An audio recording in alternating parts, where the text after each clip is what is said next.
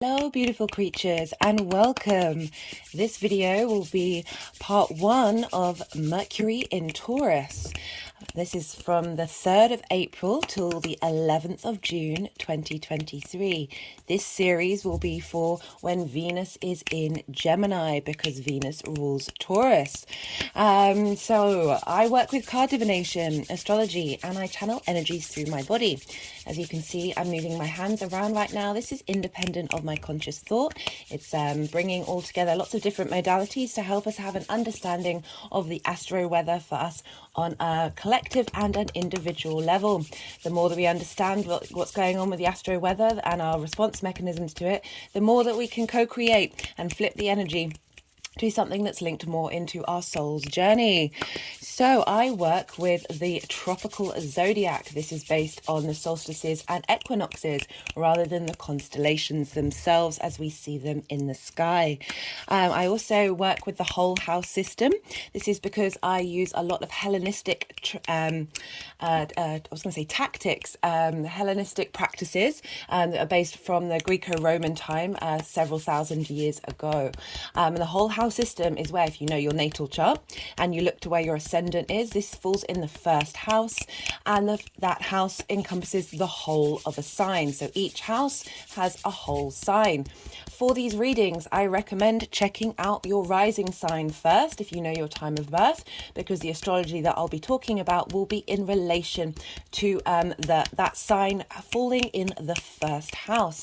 It's also very valid to check out your sun or your moon or any of the signs. We have all of them in our natal chart, but just look to where that sign falls in your chart and what house that falls in and the themes that are linked into that house, and apply the messages to that area of your life.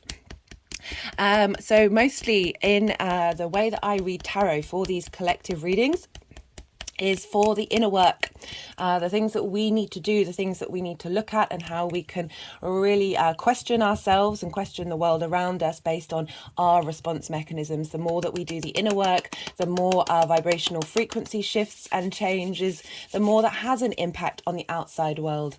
If something comes up in regards to a love reading, I might mention it, but I always try and preface, the more that we do the inner work, the more that we bring the kind of relationships that we want into our life, whether that's romantic, friendship, or business. And certainly the outside world then benefits from the inner work that we do, because that is then available to the collective unconscious. So what else did I want to say? Oh, my name's Chloe and this is all the cards on the table. Yeah, I just want to say a big thank you to everybody watching, new and regular viewers alike. I really appreciate the energy transfer and the time that you take to watch these videos and see what messages come up.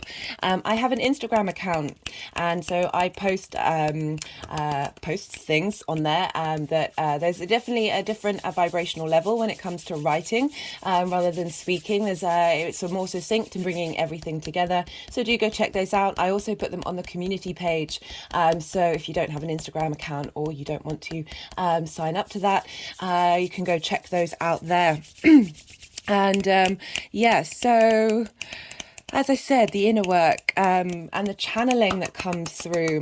So the energies will want to move cards around. There tends to be energetic releases. This is usually times when I'm quiet. I have to quieten my monkey mind and let the energies do what they need to do. And so it can be difficult to channel, think, and talk at the same time. So please do bear with me when these things are happening. It's all part of the process. The energies are working with the subtle energetic body, the auric field, and the quantum field, and they are helping transmute and integrate these messages with us on those subtle levels, as well as when we're talking about the astrology using the more cognitive mind, and the cards are very visual. See what resonates in the videos. If sometimes there's very personal messages that might not be for you, just let that flow through you. It doesn't invalidate the things that you are resonating with.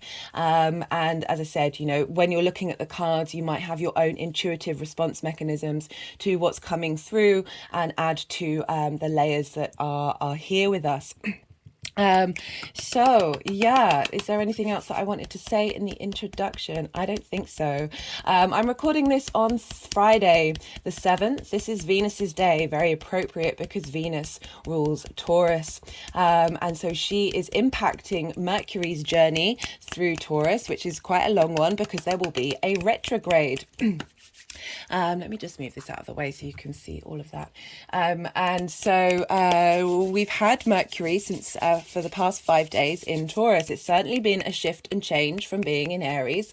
For me personally, the shift of Mars into Cancer and with Venus in Taurus, with Mercury still in Aries, was very much like Cancer and Taurus are both yin night signs. They're very receptive. They're sort of drawing things towards them, whereas Aries is a yang day sign, very go, go, go, go, go, go, go. And that adjustment from Mars in Gemini to Mars in Cancer was a heavy one.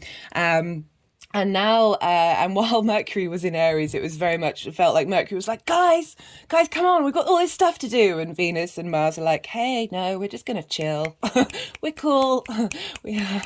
And now that Mercury is in Taurus, it's now all the personal planets, Mercury, Venus, and Mars, are all in yin night signs. So our motivations, our drives, the things that we care about, how we want to communicate, there's a softness, there's a slowness, there's as I said, this drawing in of energy rather than wanting to be on the go, go, go, go, go. And they've all kind of come together and they're all on the same page now. So there's a less conflicting energy about for us all. So Mercury in Taurus, what does that kind of mean? So Taurus is the first earth sign. And it's a fixed earth sign, as well as being, as I said, a night yin feminine energy. Fixed signs can be stubborn, and that is certainly a stronger trait in the Taurus framework because it is earth, and earth can be very solid, traditional. There's a steadiness, there's a groundedness to it. So there is this sense of generally just being very grounded and being very sure of what they're thinking and what they're doing. Certainly the more the Taurus suns that I'm aware of have riled against astrology. This is on a very personal level. This isn't in practice with readings and others that that I have learned to not talk astrology shop with my Taurus sun friends because there's this sense with earth signs of needing to feel it, to touch it, to see it, that tangible 3D reality that we live in. And so there is that sense of knowing what you like with Taurus, ruled by Venus, the things that you appreciate, the things that you care about, what gives you pleasure. Taurus is, as I said, the first earth sign. So we've had Aries, which is the first fire sign, this spark of inspiration, this need for momentum and movement. And then we get the Taurian, the bull, the slow and steady, but very phenomenal energy. It can be quite difficult for Taurus to change its mind. Which is why I love that we've got a Mercury retrograde happening in Taurus.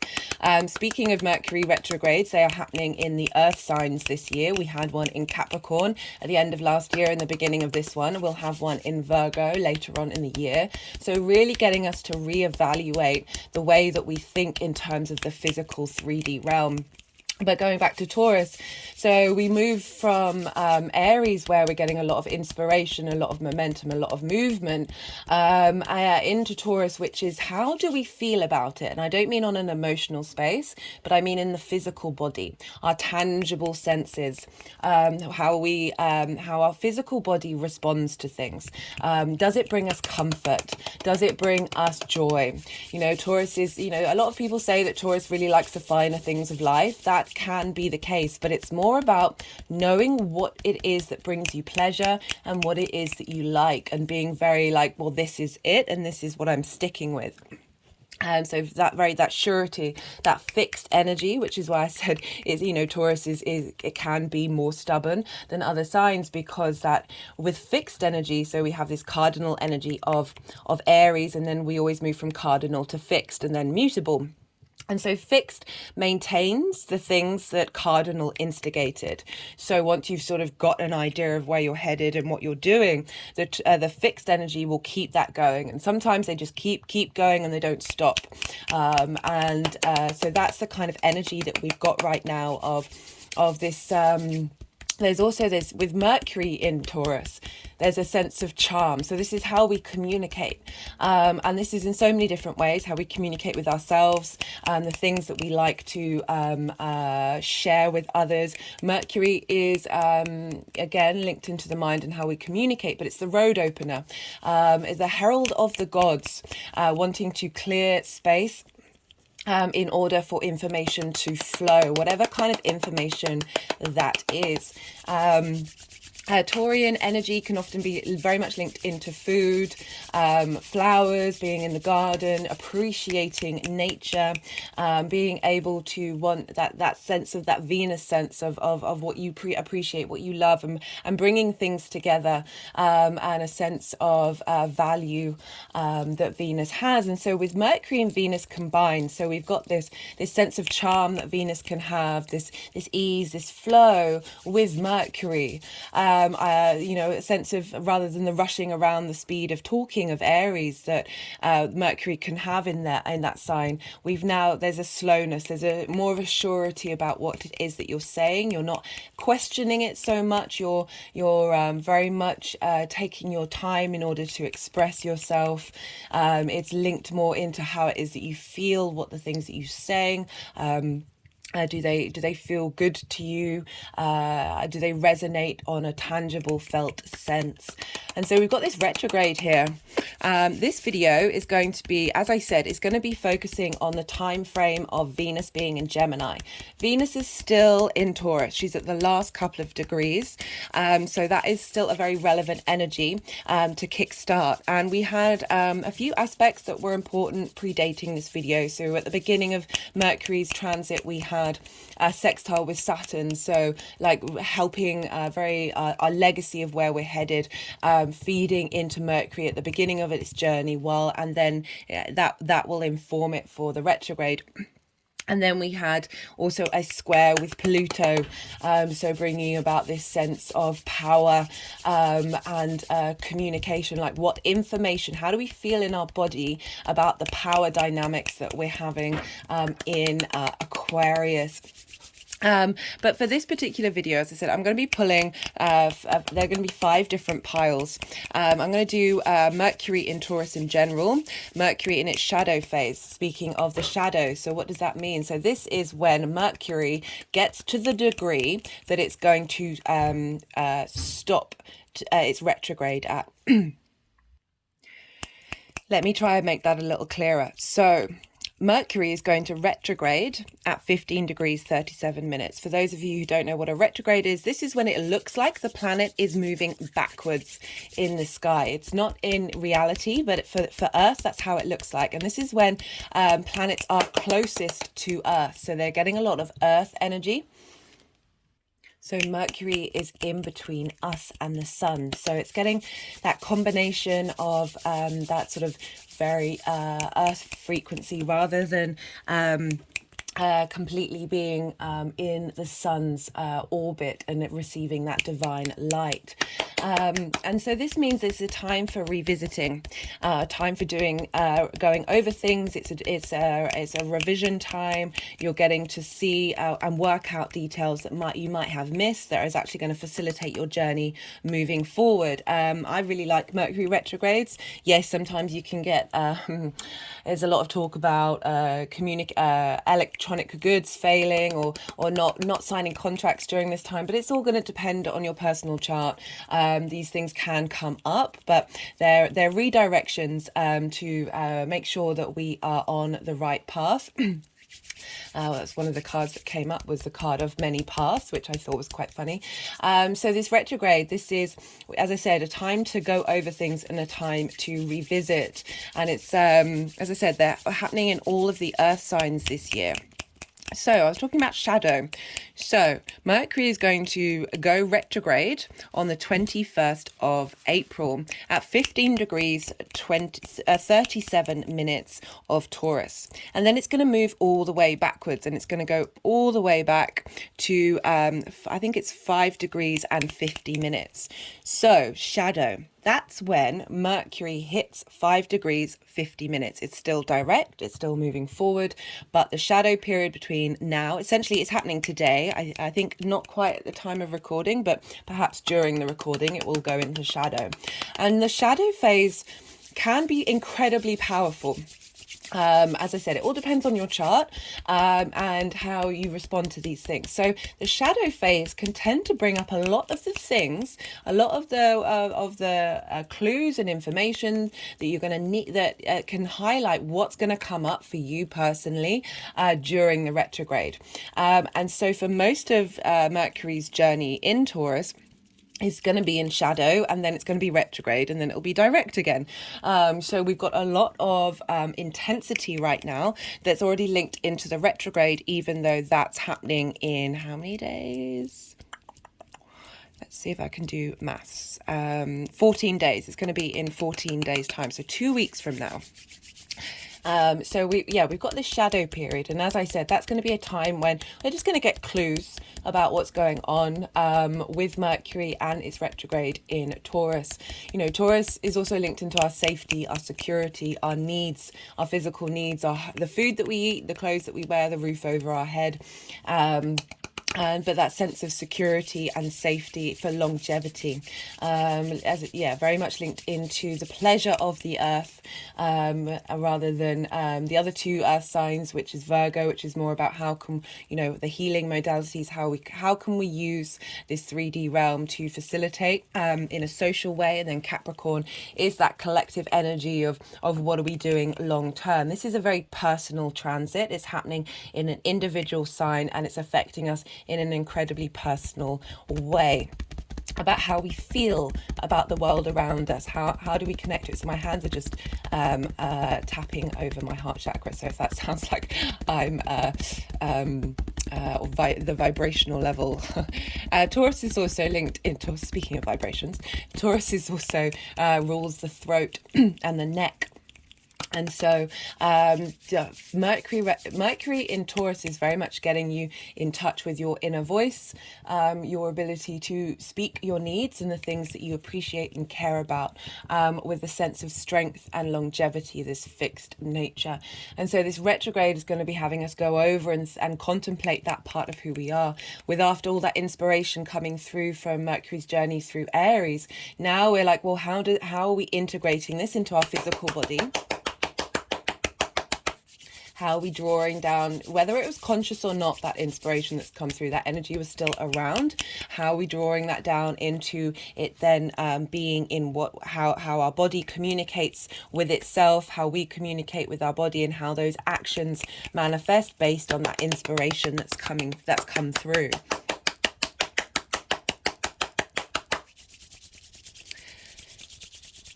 So I've pulled a couple of cards before doing this reading.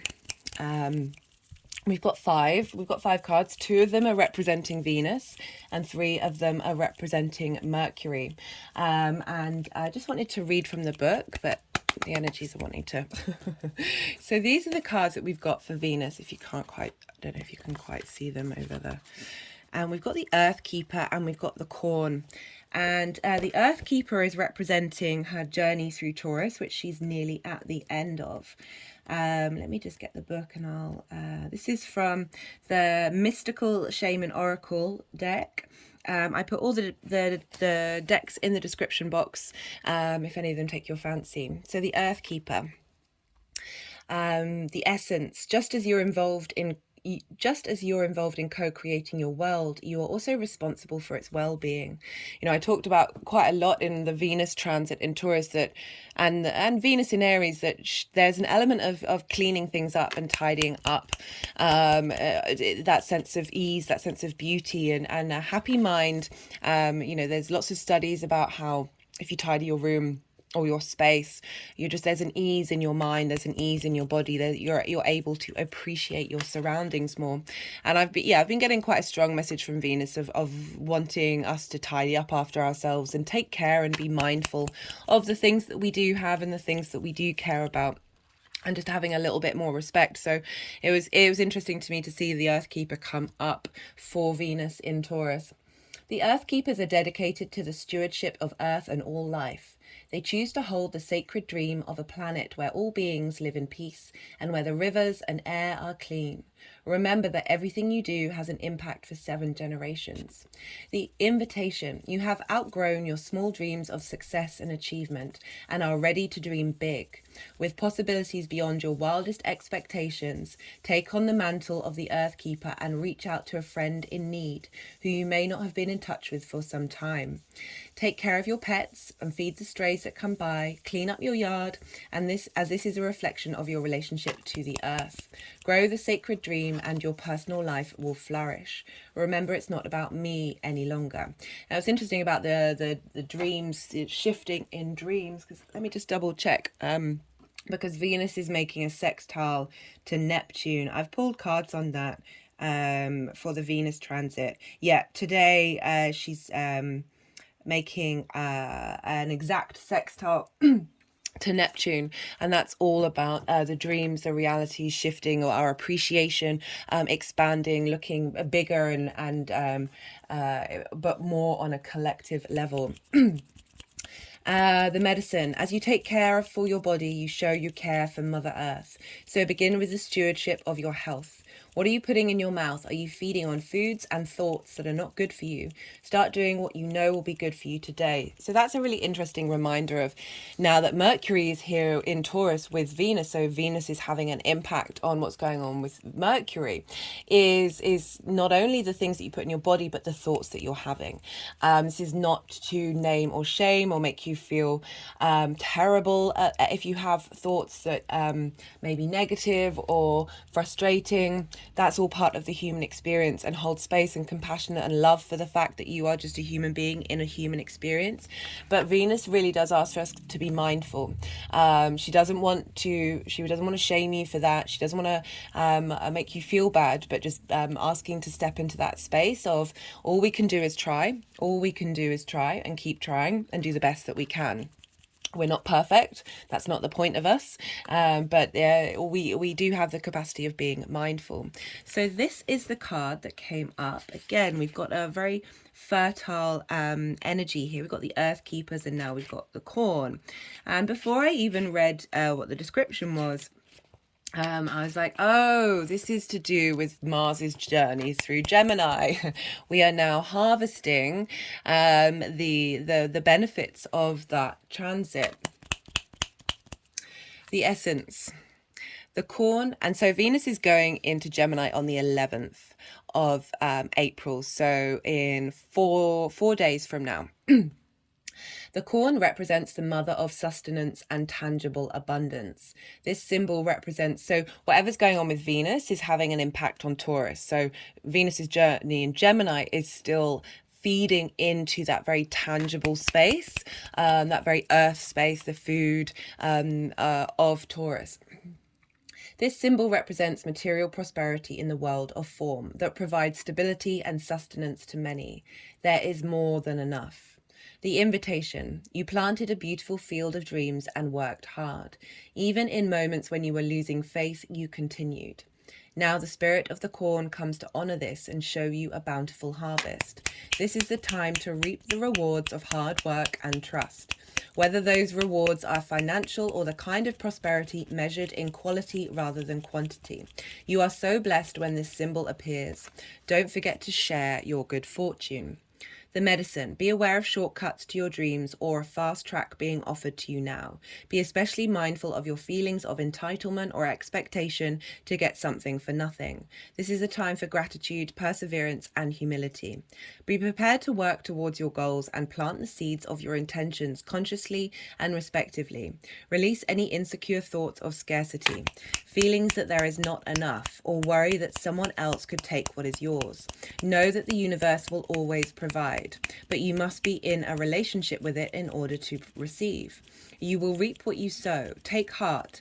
Even if you didn't plant well and have conjured up the illusion of a drought, there is always a new season to begin again. So it's really asking you, yes, there is that abundant space, and it's the power of manifestation is tapping into that quantum field where we aren't, even though we live in a framework of scarcity, there is the huge potential for all of us to tap into that space of abundance without taking away from others. But again, that asking, that not being the sense of not being greedy, of not being entitled. There are different ways to work with that abundant space in order for it to come forward for us, to facilitate not only the individual but also the collective.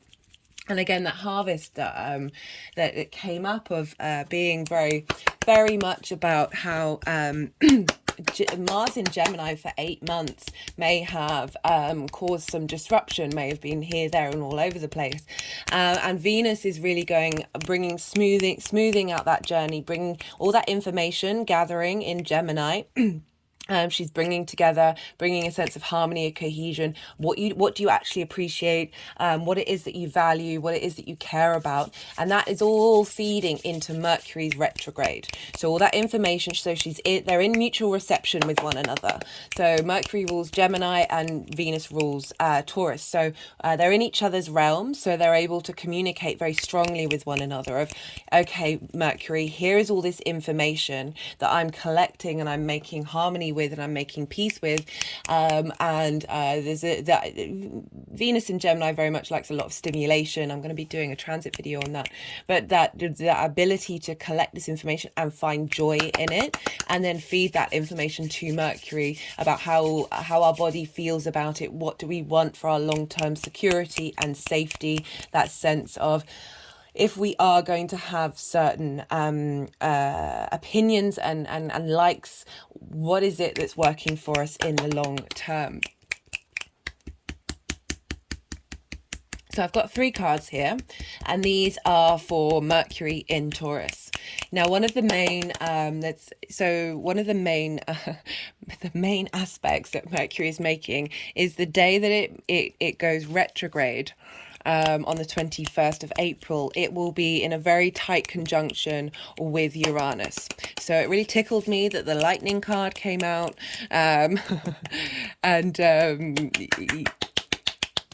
Uranus being here for so long in Taurus, like, it's really shaken up that Taurian energy for us on a personal level. And in part 2, I'll be bringing up examples of people who have Mercury in and Uranus together.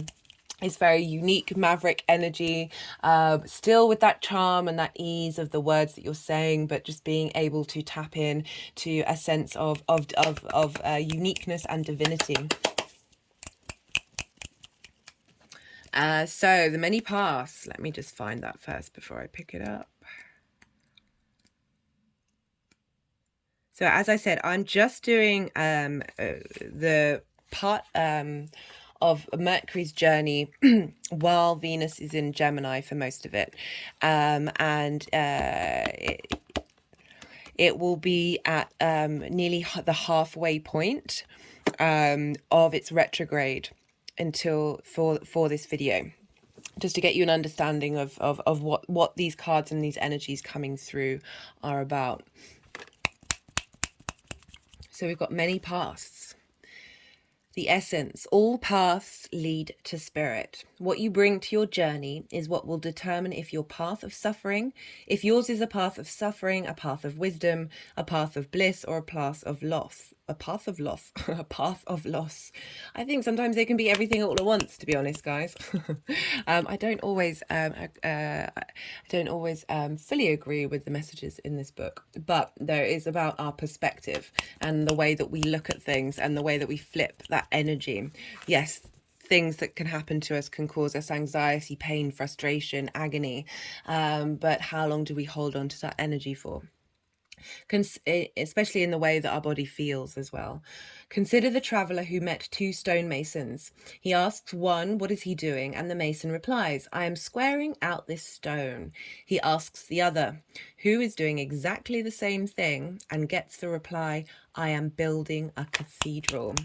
So we've got a lot of long-term legacy here because we've got this sextile with Saturn, and Saturn is all about our long-term legacy, our integrity, the good foundations that we have. And Uranus really wants us to get in line with our truest, authentic, weirdo self without caring anymore. Essentially, all the planets are all working together in cahoots. They're just doing it in very different ways.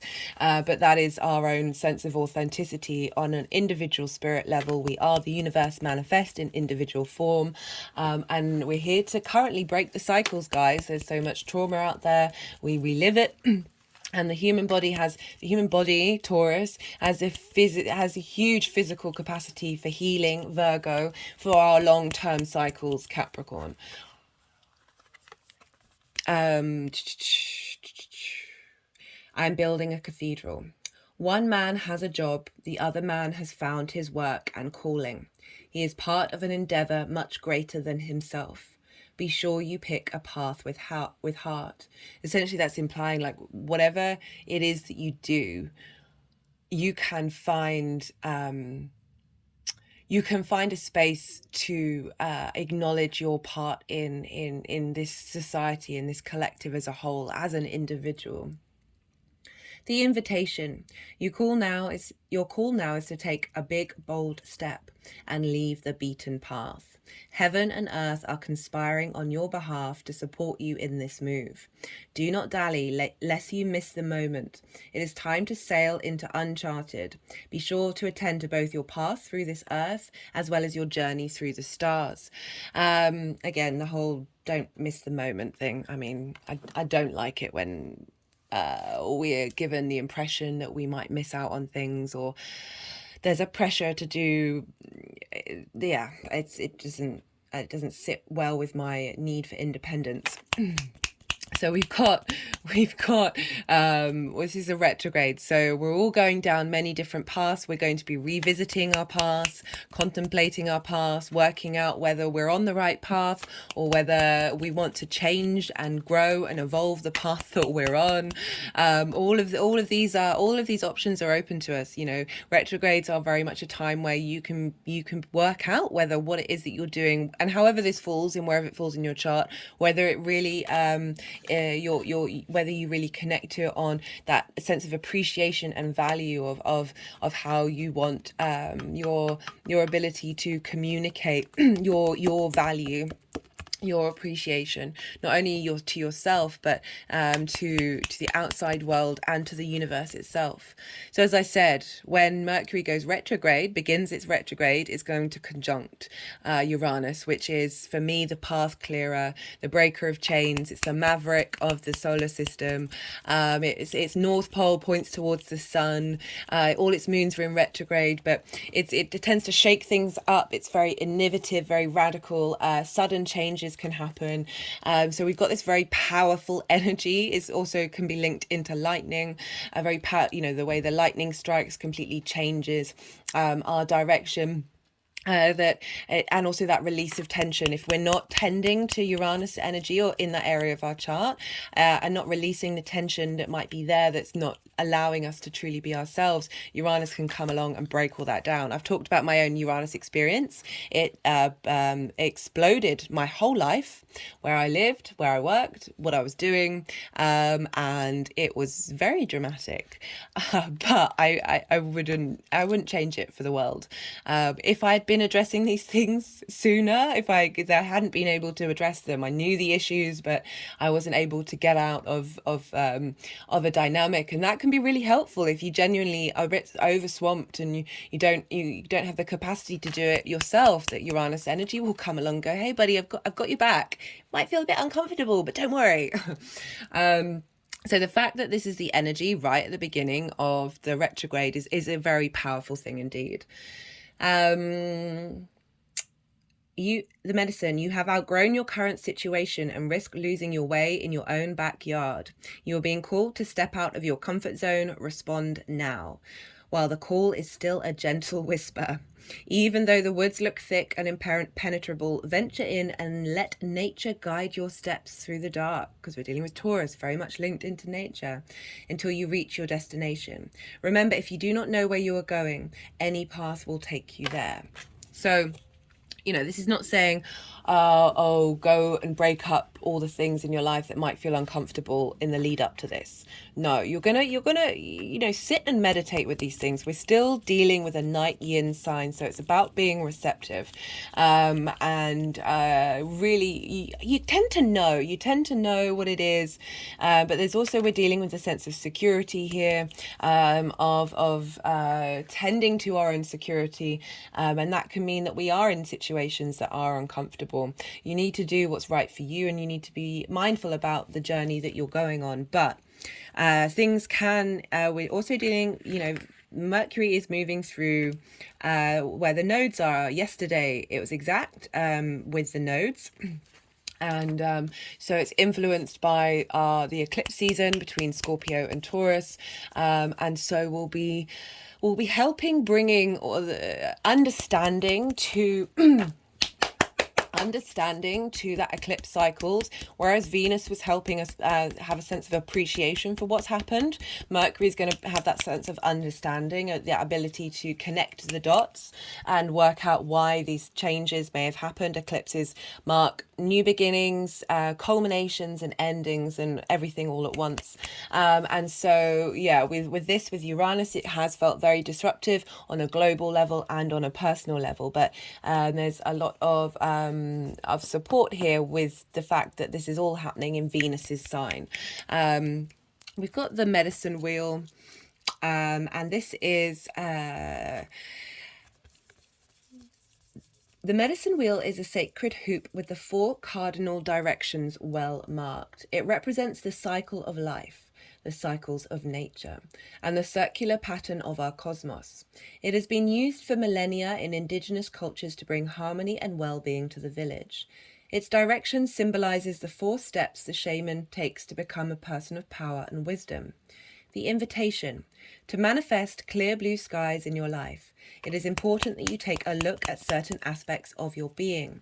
Enter the medicine wheel from the south and reflect on how you are still clinging onto events from the past. So going back to what I was saying, that this may shake things up. And I said, working with Uranus before Uranus blows things up can sort of mean that you're co-creating. It's the same with any of the energies. Well, we've got this retrograde here. It's giving us time. It's giving us space to reevaluate, to take the lessons of what the medicine wheel is trying to offer. Okay, to manifest clear blue skies in your life, it is important that you take a look at certain aspects of your being. Enter the medicine wheel from the south and reflect on how you are still clinging to events from the past. Continue to the west and notice which relationships are toxic and drain your energy. This can be business, work, any kind of relationship, that is communication, a sense of relationship. Anything in your life is a relationship. It's what you put into it and what you want back from it. Step into the north and ask yourself, do I know my passion and show it? End in the east direction, visualizing how you want to live the next chapter of your life.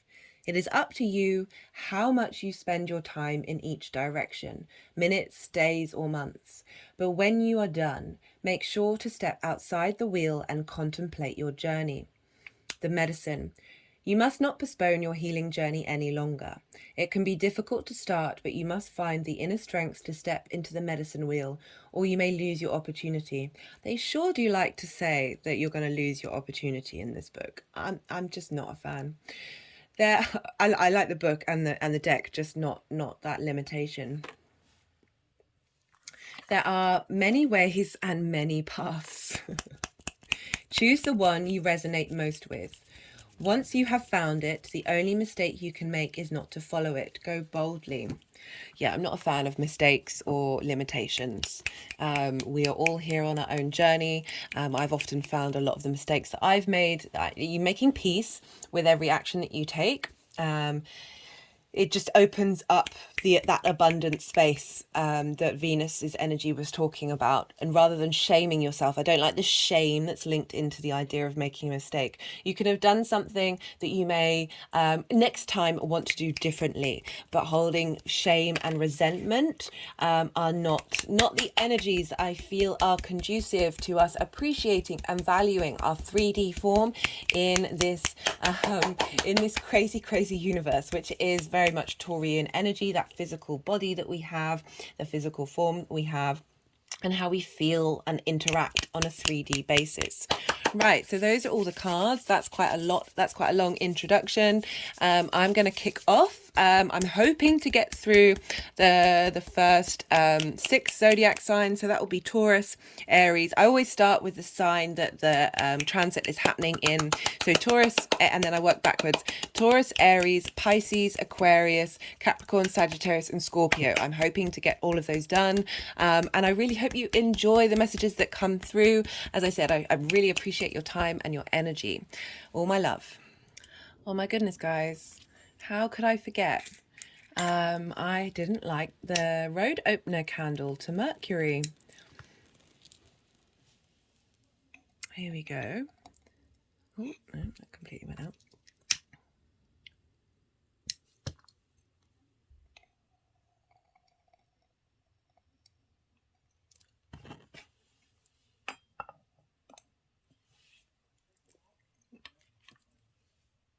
Taurus rising. How are you doing, Taurus? So for those of you just tapping into the Taurus energy, as I said in the introduction, this will just apply to a different area of your life. But for Taurus rising, this Mercury transit and retrograde is happening in your first house. This is the house of self. This is your house. This is how you embody your sun or your moon in your actions and your deeds. This is the navigator of the ship.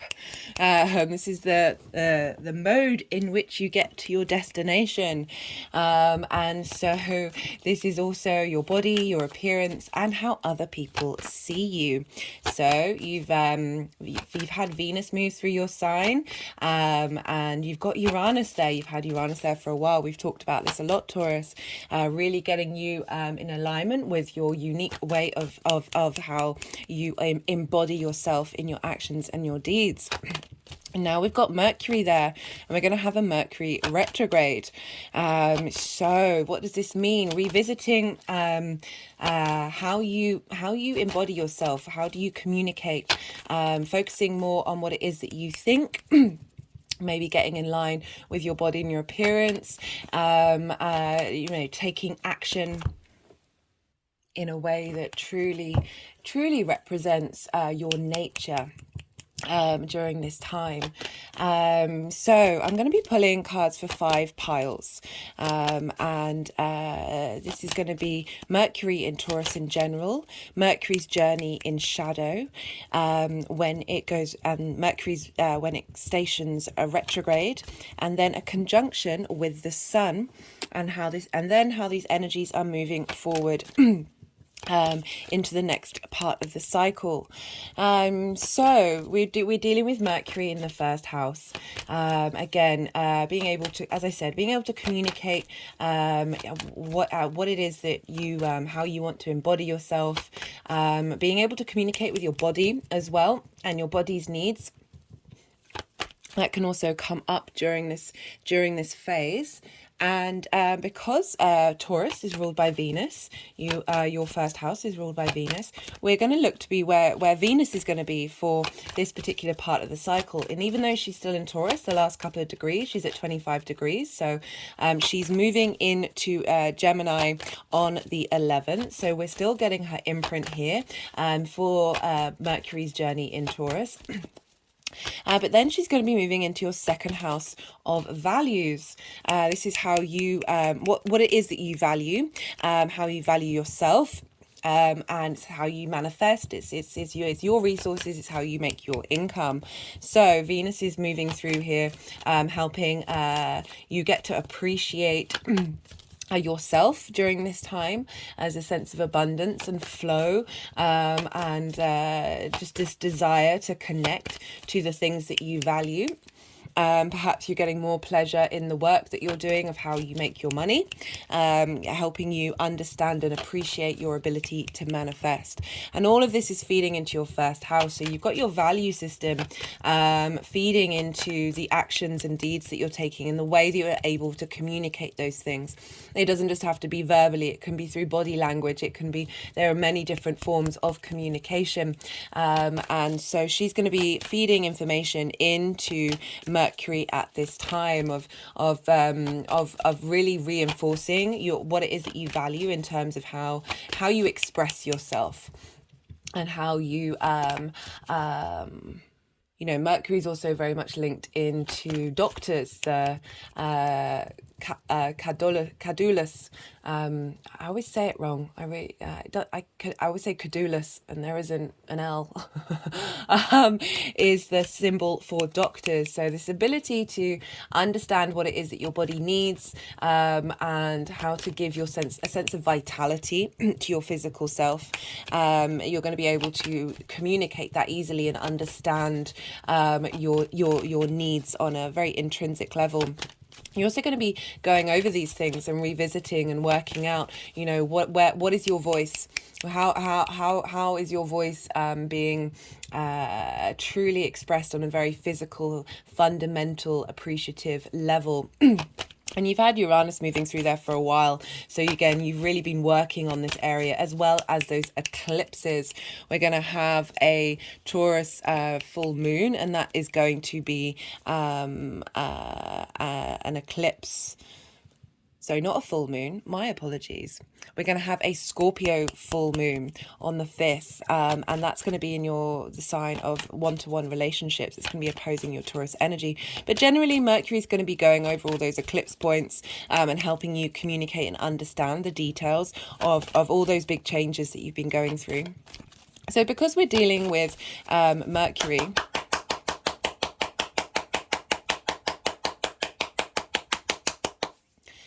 because we're dealing with Mercury,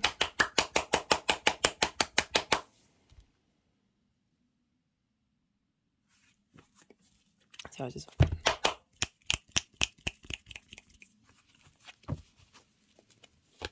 Because we're dealing with Mercury, and whatever's going on with Mercury is impacting the signs that Mercury rules. And so there may be themes that come up that link into... that link into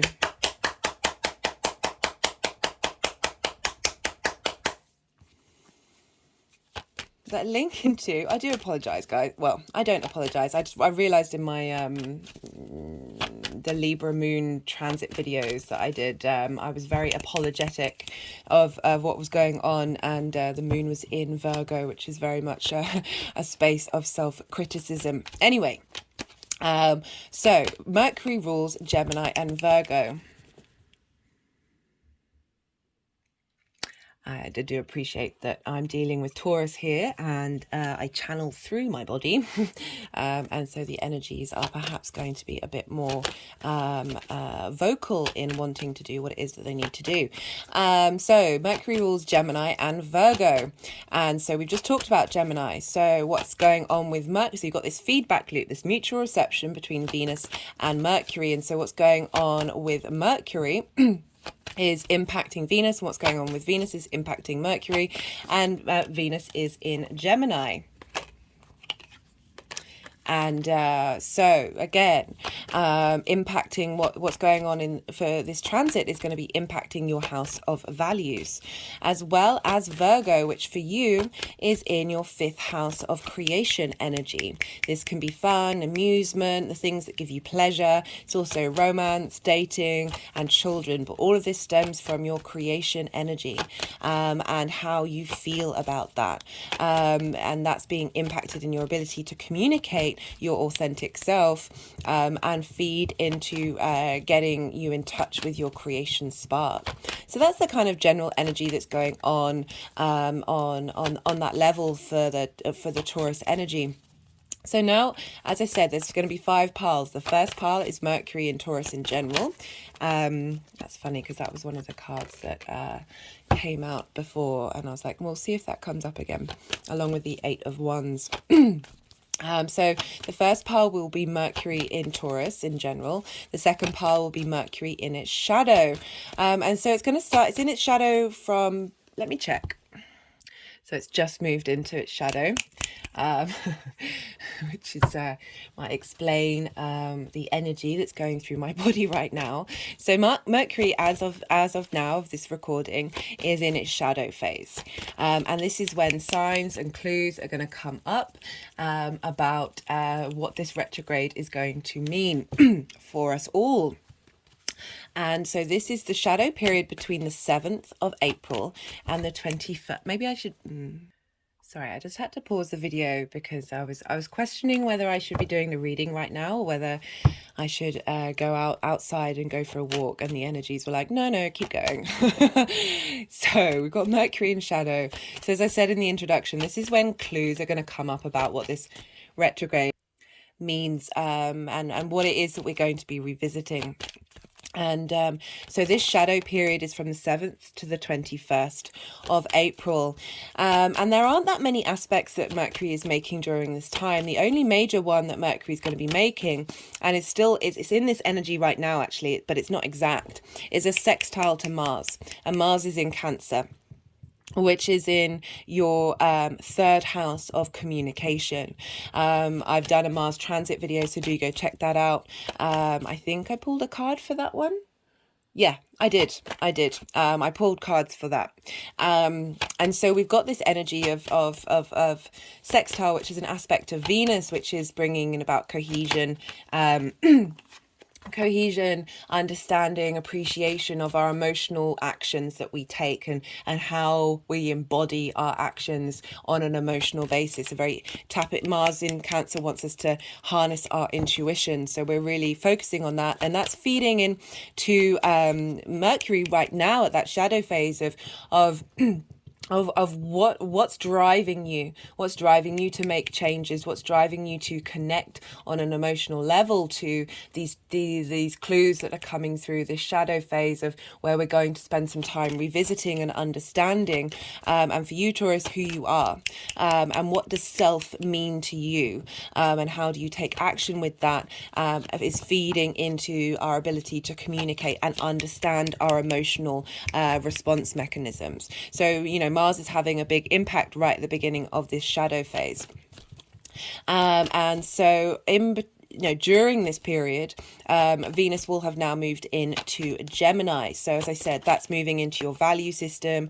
How do you value yourself? You might get I'll do a Venus and Gemini transit, but there might be a sort of a boon in the material things, but more focusing on the ideas that you appreciate and how you collect information, because that's Gemini, which, as I said, is a Mercury ruled sign. So we're getting a lot of support between Venus and Mercury during the beginning part of this journey of Mercury through Taurus.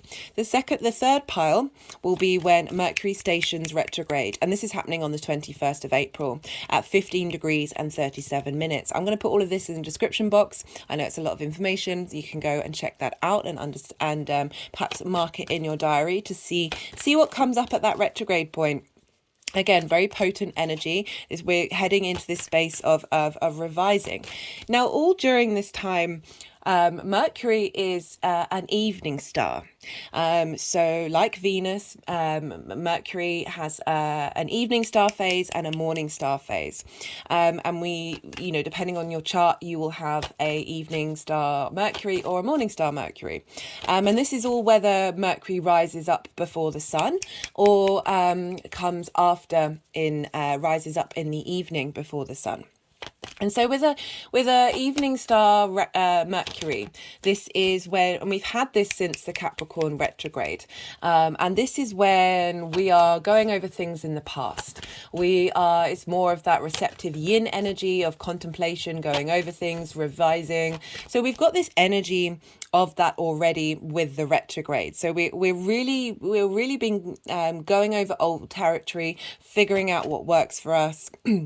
And, there's more strategy, there's more plans involved when we have a Mercury as an evening star, very protective energy.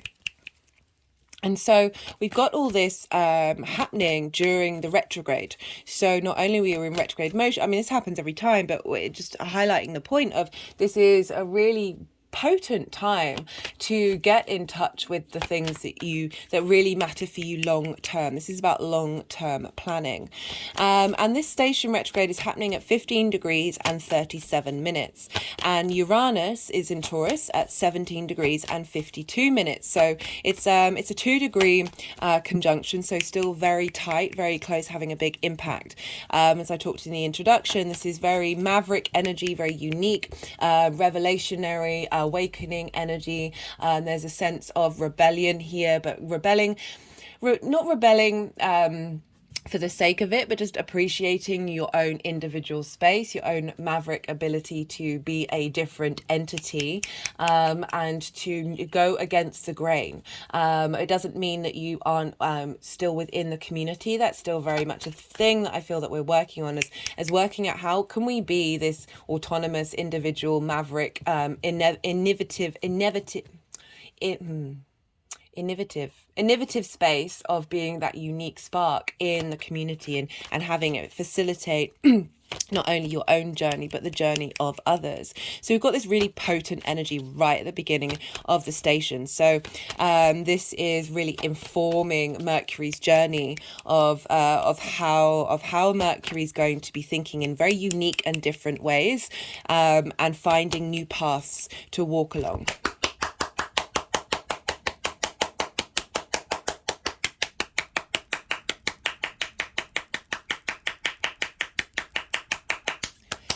And we also have, so where we had Mars sextiling Mercury at the shadow phase, we also have Mars sextiling Mercury at the retrograde point.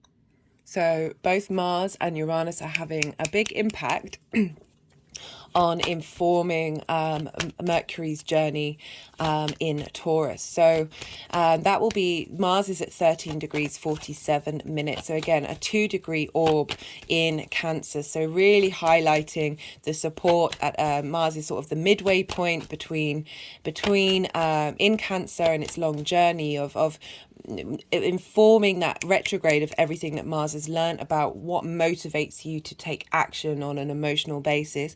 How have you got in tune with your intuition, and feeding it in with that retrograde to help you then be able to embody that and communicate that with your body. So on the 1st or 2nd of May,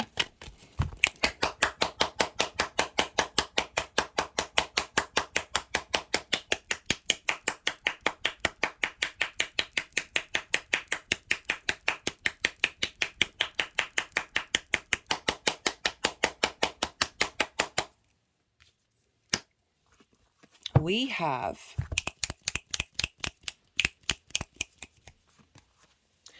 a conjunction with the Sun. This is called a cazimi.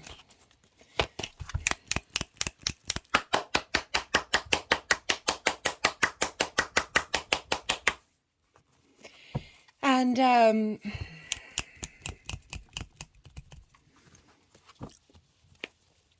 the energies have just been getting louder and louder and louder and louder, because I can really, really feel it in my body when they're like, no, we're not going to let any cards come out until you do this work, and sorry, but this is what's happening. So on the 1st or 2nd of May, depending on where you live, this is when Mercury, as I said, is going to be conjunct the Sun, which is called a cazimi. And this is when whatever celestial body is conjunct the Sun is infused with the wisdom, the divine illumination of the Sun's energy, that conscious intellect, that directness, that sense of vitality coming through into Mercury. And this is at 11 degrees of Taurus. So this is pretty much the midway point of Mercury's journey through its retrograde. So again, we're getting a big boost from the Sun that's helping inform the rest of Mercury's journey. And at this point, this is when this is when Mercury is turning into a morning star. So this is when Mercury will now be rising above, rising on the horizon before the sun in the morning. And so when we move to the morning star, there's a sense of direction. There's a sense of looking forward to the future, looking forward to the new. How we've now had the first half of the retrograde, questioning, revisiting, going over things, looking at old ground. And now we're still revisiting things, but we're more focused on the direction that we're headed towards, this very future orientated, let's take action energy. And I like that because morning stars can be very not necessarily thinking before you leap, but we've still got this during the retrograde, so we are still having that sort of revision energy with this very direct motion of the morning star. So that's a very potent energy that's happening on the 1st or 2nd of May. On the 5th, I'm not pulling cards for this, I'll be pulling cards in a separate video. This is when we've got the full moon in Scorpio on the 5th of May, and it's a very potent, energy happening here, I think there's an eclipse, there's a hybrid, this is the final proper eclipse with the nodes still in Taurus and Scorpio, with a Taurus or Scorpio lunation. The Taurus new moon afterwards won't be an eclipse because the nodes are very far away from the degree that the Taurus new moon will be out. So we had a hybrid eclipse. We will have had the hybrid eclipse for the Aries new moon, which happened the day before Mercury stationed retrograde. I should have written that down. I do apologize. So this is I'll be doing a full moon video on that and pulling cards, but Mercury will be conjunct Vesta at this time. I'm not pulling cards here now, so I'll pull cards on that in that video. And maybe go and check that out and then come back to it. But I do apologize. This energy that I've got in there's such a slowness to me right now. So I do apologize if there is. I need to stop apologizing. I've got to stop it. And then the final pile is how the energies are moving forward into the next part of the journey. But so far we've only got 4 cards here, Taurus. So the cards are being a little resistant coming out at the time. So Venus will move into Cancer on the 7th, and so that's going to be the next part of the cycle that I'm going to do a series on. So those are the energies that are kicking around right now. I'm going to shuffle for a little bit longer because not many cards have come out for this journey for you, Taurus.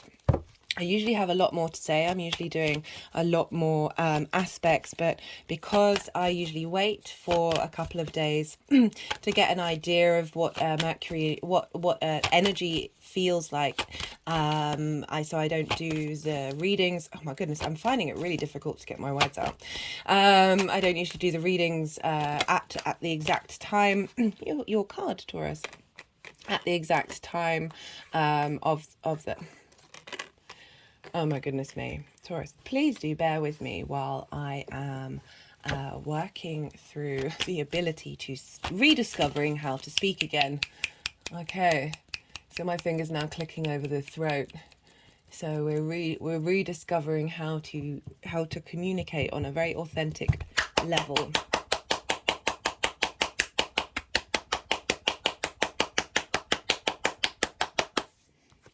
Well, I'm glad that came out in that way. What was I even talking about? Yeah.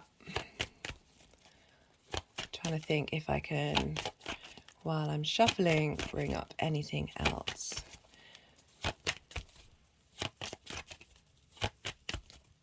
Yeah, all I really wanted to do when we've had all the 3 personal planets in yin night signs is sleep and eat. Oh, Venus is also currently sextiling Neptune, so that's going to be adding to the dreaminess that's going on right now in my body. What words? Words don't exist. That's me channeling Neptune.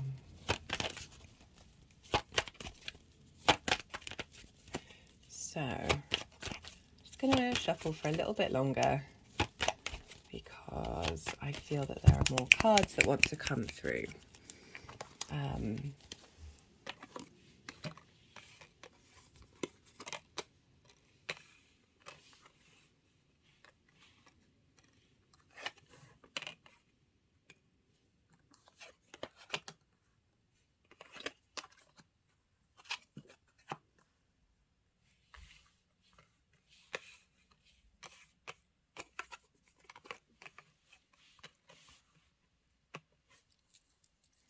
There's 5 piles, guys.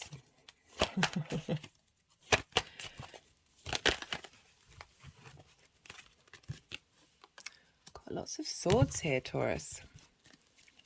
Can imagine with Uranus moving through that sign of perhaps questioning yourself.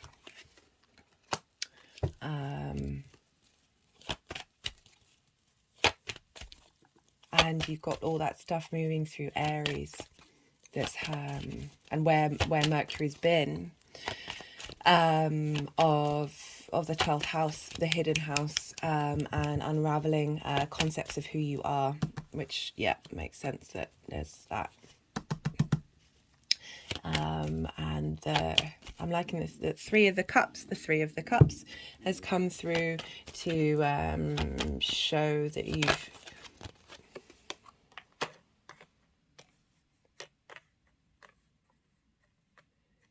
brought things together. Okay, that looks like that's what's coming out for you, Taurus, for now.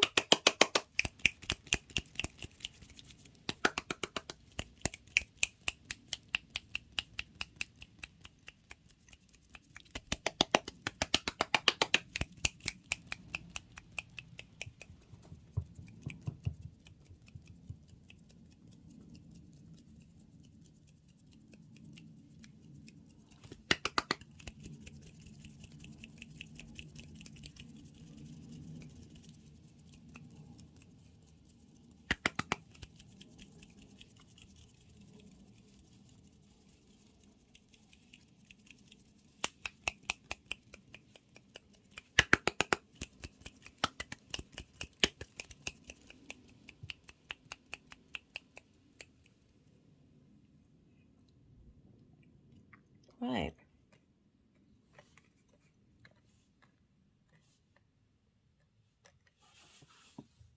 You can't quite see what's going on up there. What should I put there so you can see?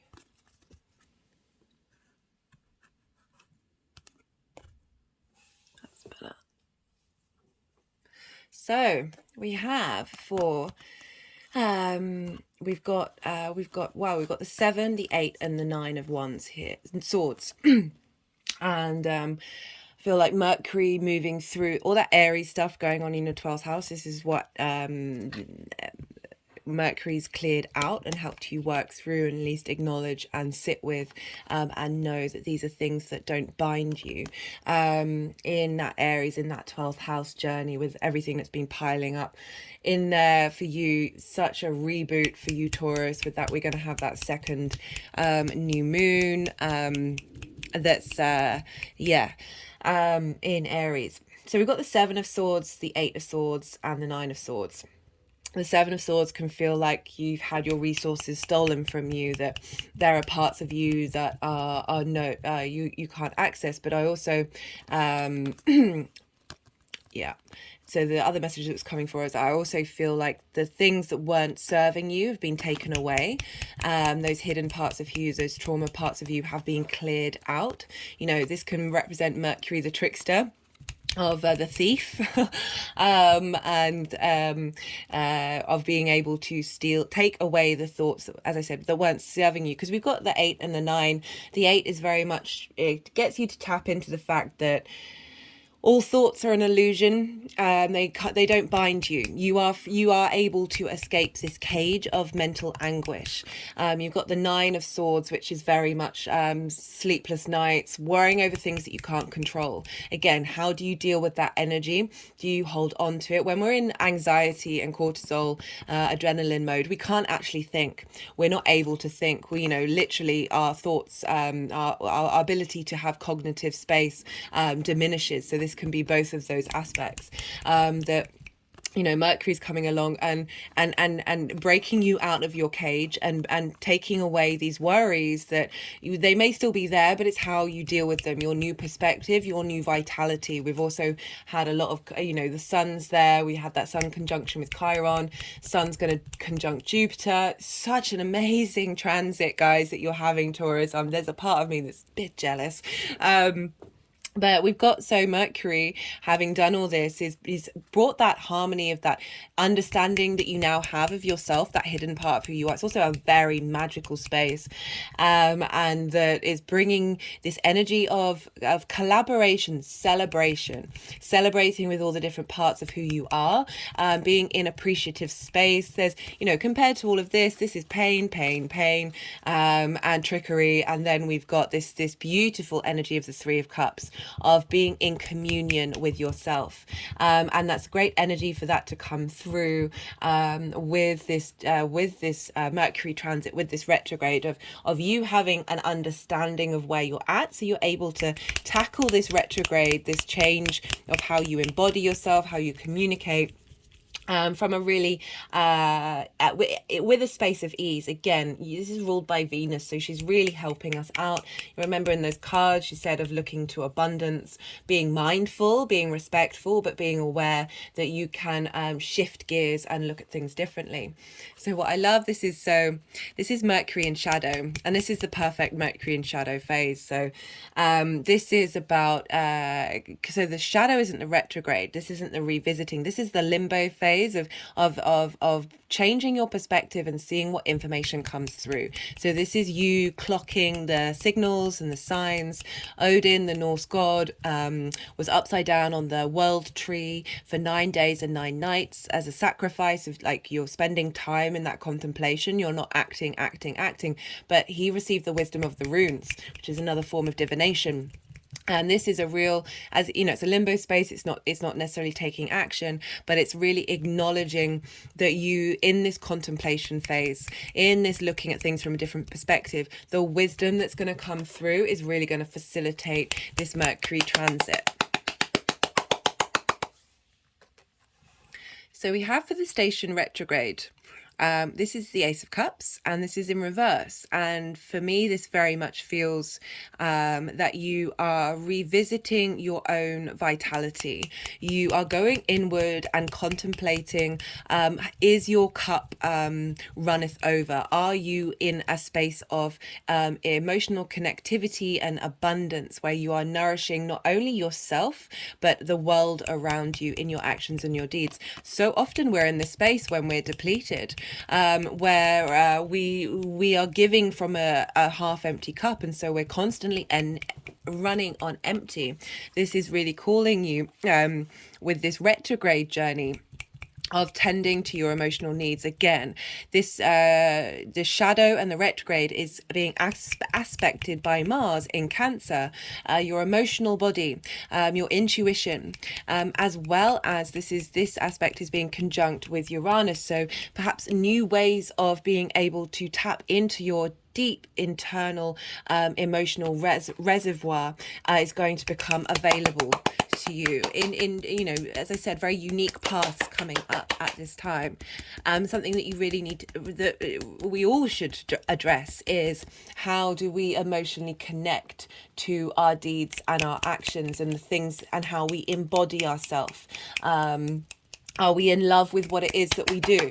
Are we in love with those actions? Are we in love with the idea of ourselves in a really grounded way, not seeking on an ego base of what other people see, but really acting from a space of love?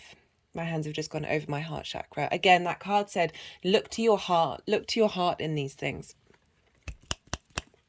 So we have with Okay. We have with the conjunction with the sun on the 1st or 2nd of May, depending on where you live. We've got the Hierophant. This is your card. There's tradition, there's stability, but there's this sense of longevity here with the Hierophant but I look at this in terms of being your own guru, right? Rather, and the spiritual journey that you've been on, that can mean anything. It doesn't just have to be the concepts and ideas of what spirituality looks like. It's all very personal to you. We're dealing with your house.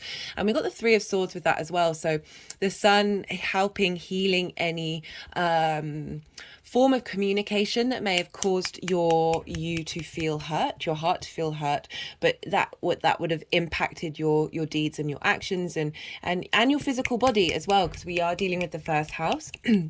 Of the sun being able to impart wisdom here. There's a sense of authority with the Hierophant of teaching the community, and the sun is very much that energy in the solar system. We are all teachers and we are all students. I liked in my old deck, this was the guru card, you know, very much being your own guru, being able to understand that divinity is within you. Regardless of all of this, it is still very valid and very strong in that space. So I like how that's coming through, giving you strength of this renewal process that you're going on, this sense of discovering your own unique divinity and your own true voice, and how you're able, my hand has just gone around my throat, able to communicate that. The energy is moving forward. We've got the King of Wands. This is very in command of their own sense of passion, creativity. There's inspiration here of being able to you know, this is midway through the journey of really understand your ability to communicate passionately.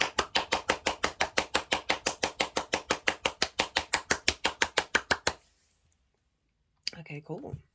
I'm going to pull some clarification cards.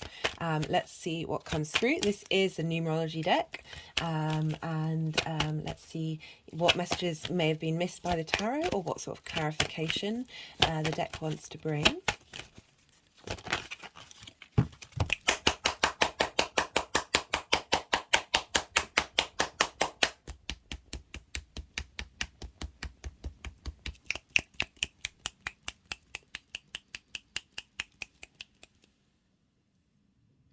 And there's a sense of authority with the king.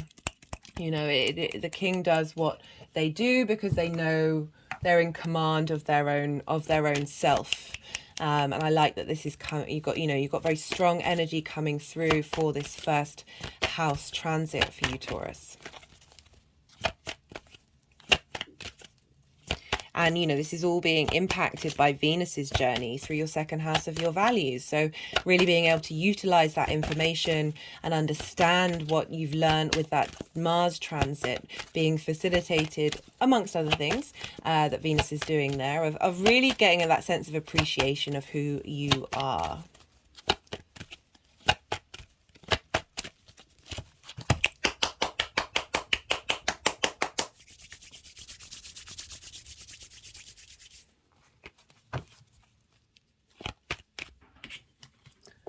Okay, they wanted to go with the First Light Tarot first.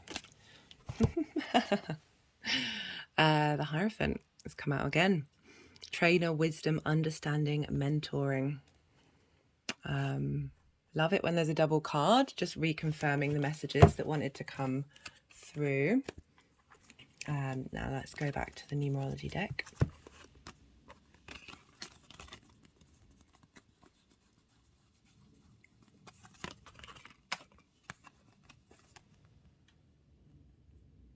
Okay, my hands are over the keys, finding the keys to your voice. Just had an energetic release. Got patience come through. Not surprised with the Hanged Man. These things take time. Be receptive. Don't rush. And yeah, just be. We're dealing with a lot of you know, I mean, that's kind of really obvious with the retrograde. You know, this is a longer journey that Mercury usually makes, and being still during this time, being in state of meditation. Maybe sit in, you know, it's warming up in the northern hemisphere. Find some greenery to sit in nature. As I said, you know, Odin was upside down on a tree. I'm not suggesting you do that, but certainly maybe go sit by a tree. It was an ash tree that he was upside down on. So if there's a ash tree near you that you can find, and go sit by it, see what comes up. You know, really getting in touch with nature really helps helps the voice heal, and for you to connect to it.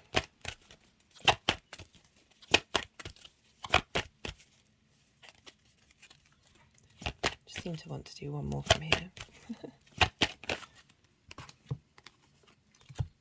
So I've got 2 cards: personal growth and love. The more that we connect to our own innate space of love, you know, with that Ace of Cups, the more that fills outwards, that we can then share that vibrational frequency with others. Love that for you. I'm gonna pull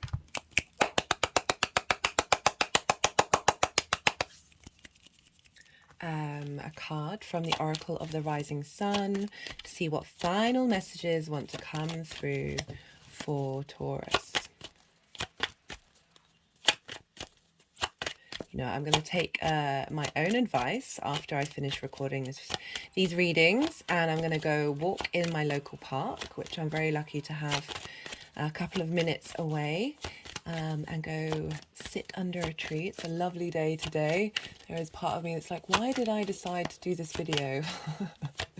Why am I not outside? But I also felt that this needed to be done. Ooh.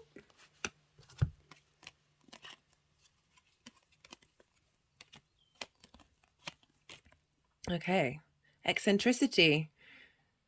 Saturn in Aquarius, but very much coming through that ability to appreciate all your eccentricities, all your hidden parts of who you are. You're now in communion with that 3 of Cups, which is lovely. And you know, the more, as I said, the more that we understand, we do the personal growth, the more we love ourselves, the more that we are able to be in a state of authority and command. Yeah, love this for you, Taurus. Thank you so much for watching. I do appreciate it from the bottom of my soul. Yeah, if you, just be well until we meet again, Taurus. Aries rising. How you doing, Aries? So for those of you just tapping into the Aries energy, this will still apply, just in a different area of your life. Take what resonates. But for Aries rising, this Mercury transit in Taurus is happening in your 2nd house of your resources. This is the things that you value. This is how you value yourself. This is how you make your money and how you manifest. So you've had Venus move through here. She'll be there till the 11th of April, and then she'll move into Gemini. You've had Uranus there for quite some time, getting you to really shake up and understand your own authenticity in terms of your value space. You've had eclipses in this sign, in this house, of really perhaps shifting your value system, shifting what kind of how you make your money and how you do things. And so there's a lot been going on. You know, Venus has just been moving through there, activating all those eclipse points, helping you to appreciate what's happened. Now Mercury's coming along doing the same thing, as well as having a retrograde. And so helping you be able to communicate your own sense of value, understand what it is that you care about. Perhaps you're more motivated to collect information about how you make your own money and how you manifest. Like there's a lot going on in the 2nd house for you, Aries. So because we're dealing with Taurus, we look to where Venus is. And Venus from the 11th of April till the 7th of May will be in Gemini. And so what's going on with Venus will impact what's going on with Mercury. And Gemini is also ruled by Mercury. So they are in mutual reception. This means that they're able to share each other's gifts and skills with one another more easily. There's a stronger sense of communication. I do apologize if you can hear that drilling that's going on. It's the bank holiday weekend, so next door neighbors are doing some work next door. It is what it is. And so Venus is in Gemini, your third house of communication. So you've got a double whammy of communication happening here, Aries. And so Venus is moving through Gemini. She's doing other things, but one of the main things that she's doing is giving a sense of appreciation and understanding and love and connection to that long journey that we've had with Mars moving through Gemini. This is also linked into your local community, the things you do on a day-to-day basis. So traditionally the house of the goddess. This is where our big picture philosophies are put in. We can apply them into our day-to-day, like that can be the washing up, that can be the walk that you do to the shop. Maybe you're clearing up the litter that's on your route. Amongst other things, you know, I'm just getting the vibe from Venus at the moment. She's like, clear up your mess. Clear up your mess, guys. Everyone, can we collectively please clear up the mess? Thank you. I'm not trying to put it on the individual. I am fully aware that the corporations are utterly trying to gut this planet in so many ways. Ooh. Two major arcana come out for you, Aries. So what's going on there? Your ability to feel appreciated in your local community, appreciate how you communicate, is feeding into your value system. Perhaps interacting with people in your local community, that means you've got some money coming in of however it is that you make your money. And yeah, so this is, you know, helping facilitate. Venus's journey will also be sextiling your Aries energy. So you're getting some support to your first house of you and how you embody yourself. And because we're dealing with a Mercury transit, we look to work the signs that Mercury rules and the houses that those signs fall in. So like Venus affecting what's going on in Taurus, Mercury is going to be affecting what's happening in Gemini and Virgo. So we've already talked about Germany. So I said they're in a feedback loop between Germany. I keep doing that. Gemini. They're in a feedback loop to one another. So you getting to understand your true voice when it comes to the things that you value, but most importantly, how you value yourself, is being fed into your house of communication. So this internal conversation that you're having with yourself is facilitating and raising up your ability to communicate outwardly. It's also facilitating Virgo, which for you is in your 6th house. This is the house of work, health and routine. So the more we get our value system in line, the more that we want to take care of ourselves. We want to put in the hard work. We want to take care of our health. We want to establish those routines that mean a lot to us. So again, you're getting all that support feeding into those areas of your life. So that's the general energy for Aries. Now they're going to be 5 piles.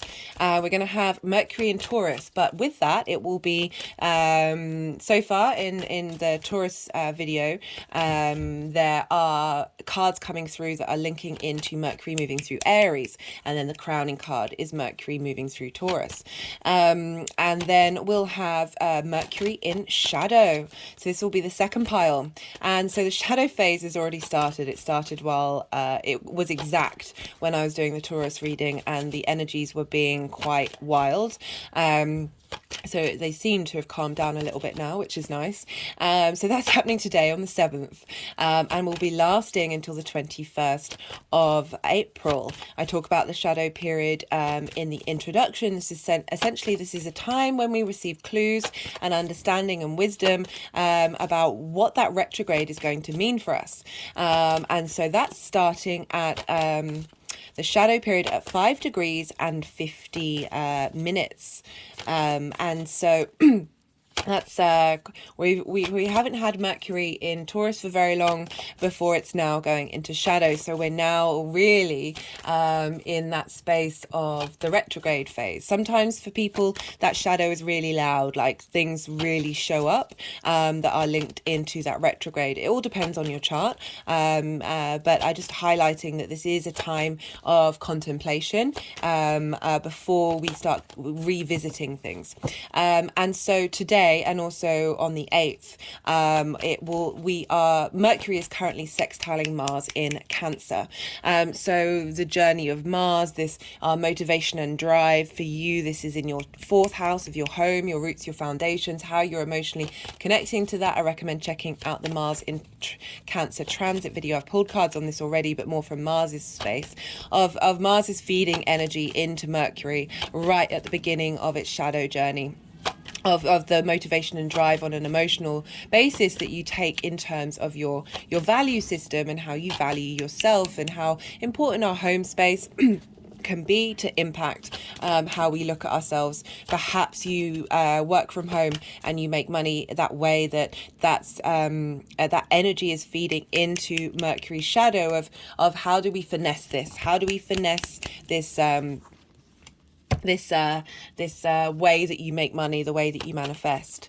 As I said, that's happening between the 7th and the 21st of April. Mercury isn't really making any other major aspects during this time, so it's kind of been left to itself to sort of work out what's going on. And on the 11th of April, so 4 days after the shadow began today, Venus will have moved into Gemini. And so Gemini, again, that's in your 3rd house of communication, your local community, the things that you do on a regular basis. And so Venus is shifting gear. So we're now moving from Venus being in a Venus sign in Taurus of really giving you strength to your value system from the get-go. She's now facilitating your ability to communicate that and work through that and understand that and explore that with ease.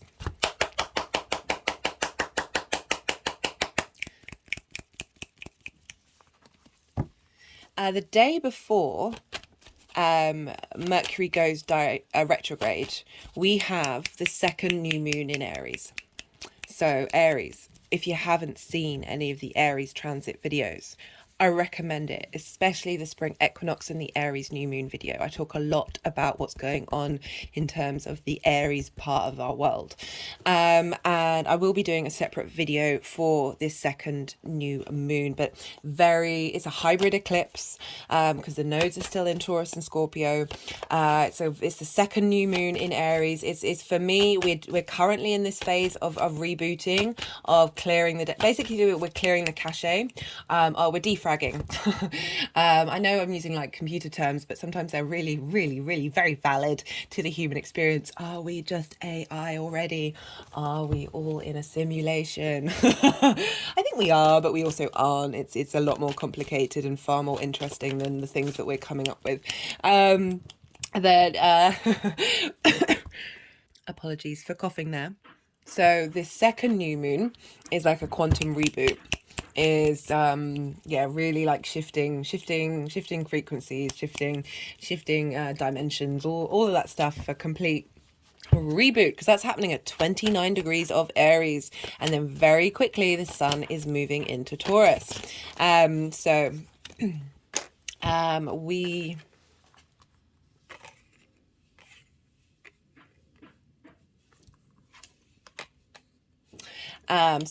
have then the next day, the 21st, this is when Mercury is stationed retrograde.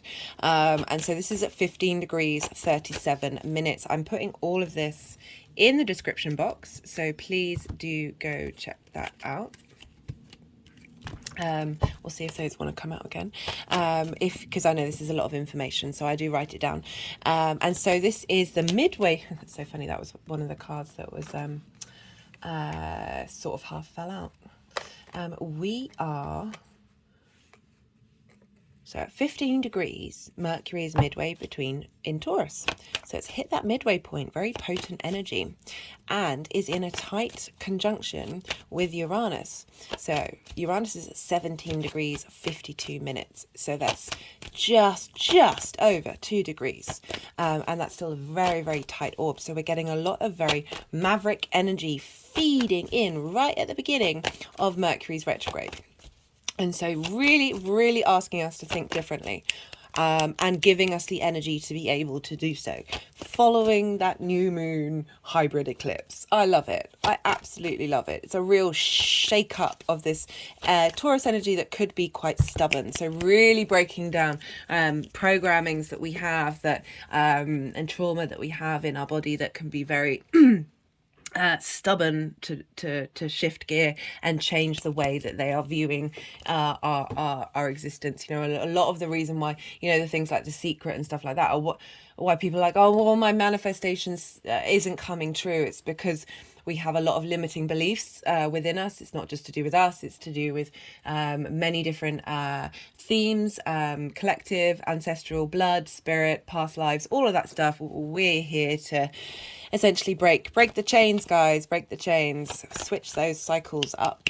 And constantly the astrology keeps reminding me that it has the capacity to facilitate that. There are many different frequencies with this energy, and it's very easy to tap into ones that aren't necessarily heading in that direction. But like over and over and over and over again, the astrology keeps going, hey, we're here, we got your back.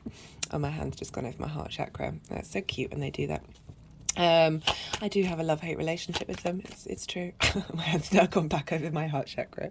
Right. At the same time, it's not exact, but there is a sextile with Mars in Cancer. So we had that sextile before at the beginning of Shadow, and now we're having the sextile. There will be the exact sextile. 1 second. A couple of days later on the 22nd or 23rd, but it's still a noteworthy to say that the sextile energy is there with Mars again at the beginning of this retrograde. I've pulled cards for that in the Mars transit, so do go check those out. And so this is again, Mars is at the midway point of its journey through Cancer, of now you're really kind of getting in the groove of what's going on with Mars. Your intuition's building up, you're knowing the kind of actions that you want to take long term that are connected to your deep emotional personal space and your intuition of how you are capable of nourishing yourself and others, and that's all happening in your 4th house. So that energy of wanting that stability, wanting that protection, that safety in your home, and that motivation and drive to take action in your home. I think I said in your reading for that Mars might be a really good time to do some creative sort of magical things in your home during this time. And so Mars is feeding all that information, all that it's learnt into Mercury at the beginning of the retrograde. Following that, on the 1st or 2nd of May, depending on where you live, we have Mercury conjunct the Sun. This is called a cazimi. This is happening at 11 degrees of Taurus. And so in the lead up, so everything that I've just spoken about, Mercury's been the evening star, and the evening star we all have in our charts. We'll have a morning star, or we'll have an evening. Our Mercury will be a morning star or an evening star, or an evening star in retrograde or a morning star in retrograde. And evening stars are the planners.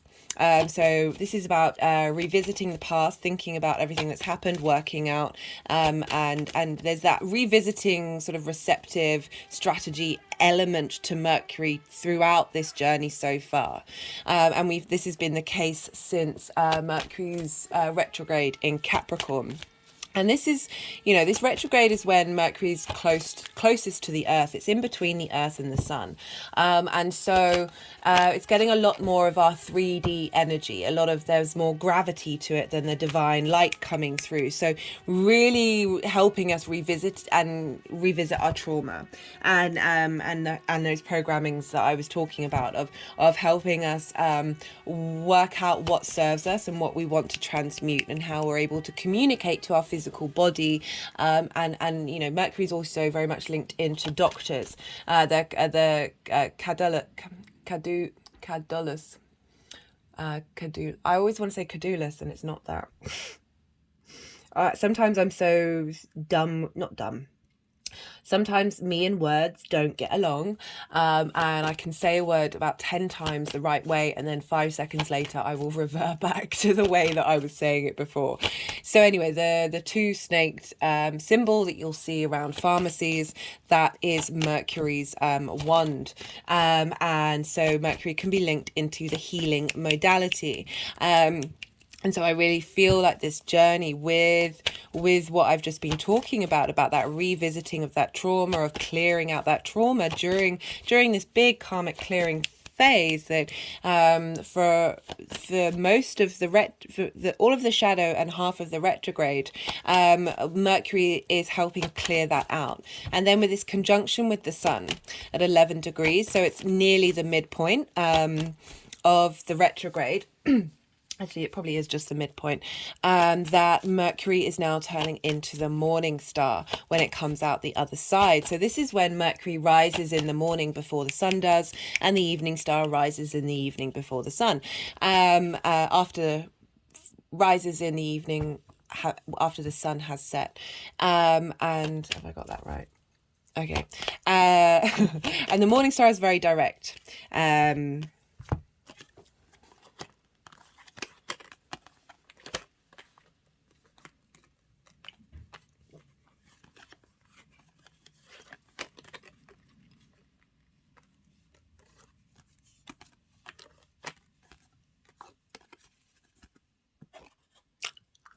An energetic release, as they're going to the Venus card, which is cute.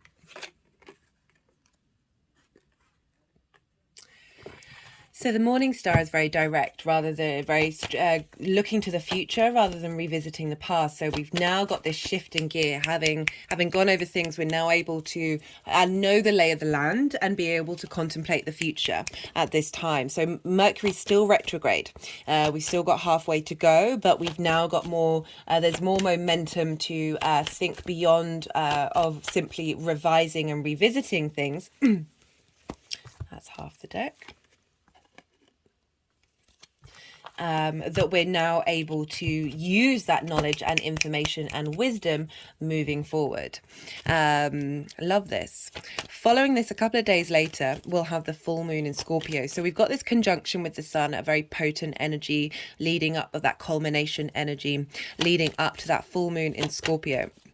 I'll be doing a separate video on that, but at the time, and I think I'll pull a card because Mercury will be conjunct Vesta, and Vesta is the internal flame that we have, and they are good friends, Mercury and Vesta. So they're going to have a chat. Vesta's going to help Mercury understand the rest of its journey, give some support and nourishment, and this is all happening at the same time as the full moon in Scorpio, which is the final eclipse that we're having in the Scorpio Taurus eclipse cycle.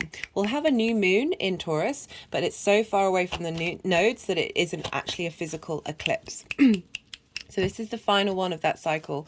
We're going to have a Scorpio new moon hybrid eclipse in the same way that we've had a hybrid eclipse with the Aries new moon, because the nodes will have moved into Aries and Libra. So there's, this is a big culmination spot, big illuminations happening at this time.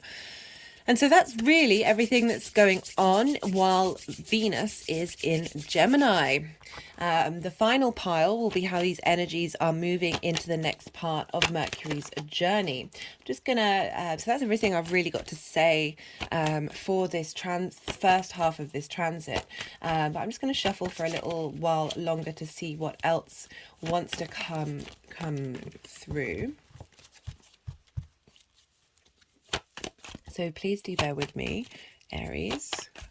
I'm usually talking for a lot longer, and that allows the cards to come out. The cards have been a bit resistant today.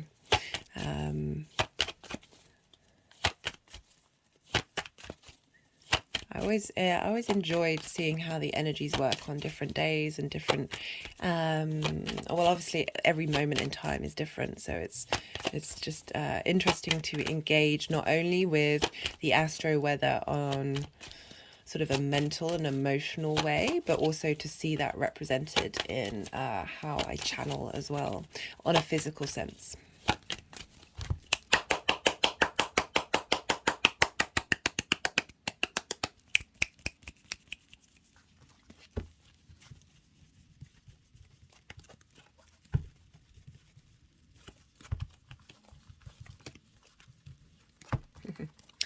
Hierophants at the bottom of the deck. That is the Taurus card. Okay, so let's see what they want to do.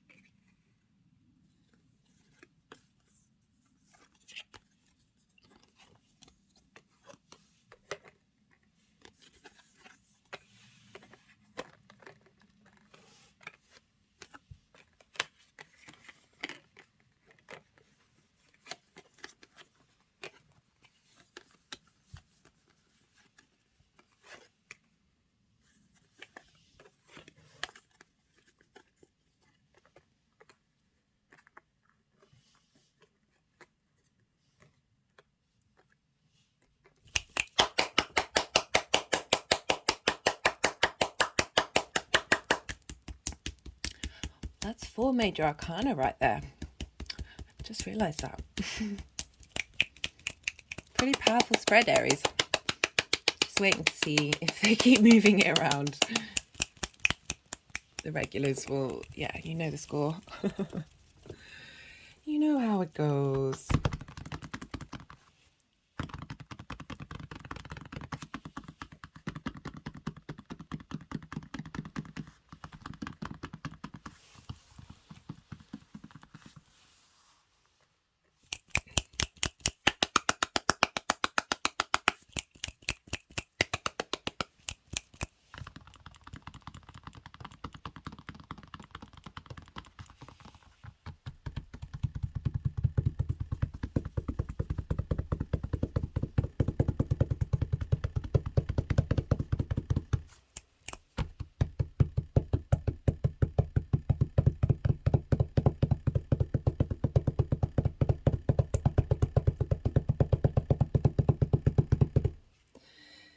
Right, so we've got for the energy of Mercury not only having moved through Aries but moving through Taurus is the Victory card. That's yeah, I mean, partly I'm not surprised with all that stuff going on in Aries. You've had so much support of understanding yourself, and like with the wisdom of Jupiter as well being there, like so much support, and being more at ease with yourself. And so I can understand how that energy of Mercury's bringing that sense of knowing who you are, and knowing how you embody your actions, and how that's able to communicate that information about your values, and how you're able to manifest, and a real strength of I've got this, and not only have I got this, but what I'm doing is not only facilitating myself but the people around me, because the Victory card, you know, the individual is you know, the one on the horse being celebrated, but is surrounded by people who also are part of that victory and part of that celebration. I love this for you, Aries. Yeah, a real sense of achievement coming through. And so we have for the Mercury in shadow. This is the 7th to the 21st of April. And this is when we're receiving clues. This is when we're...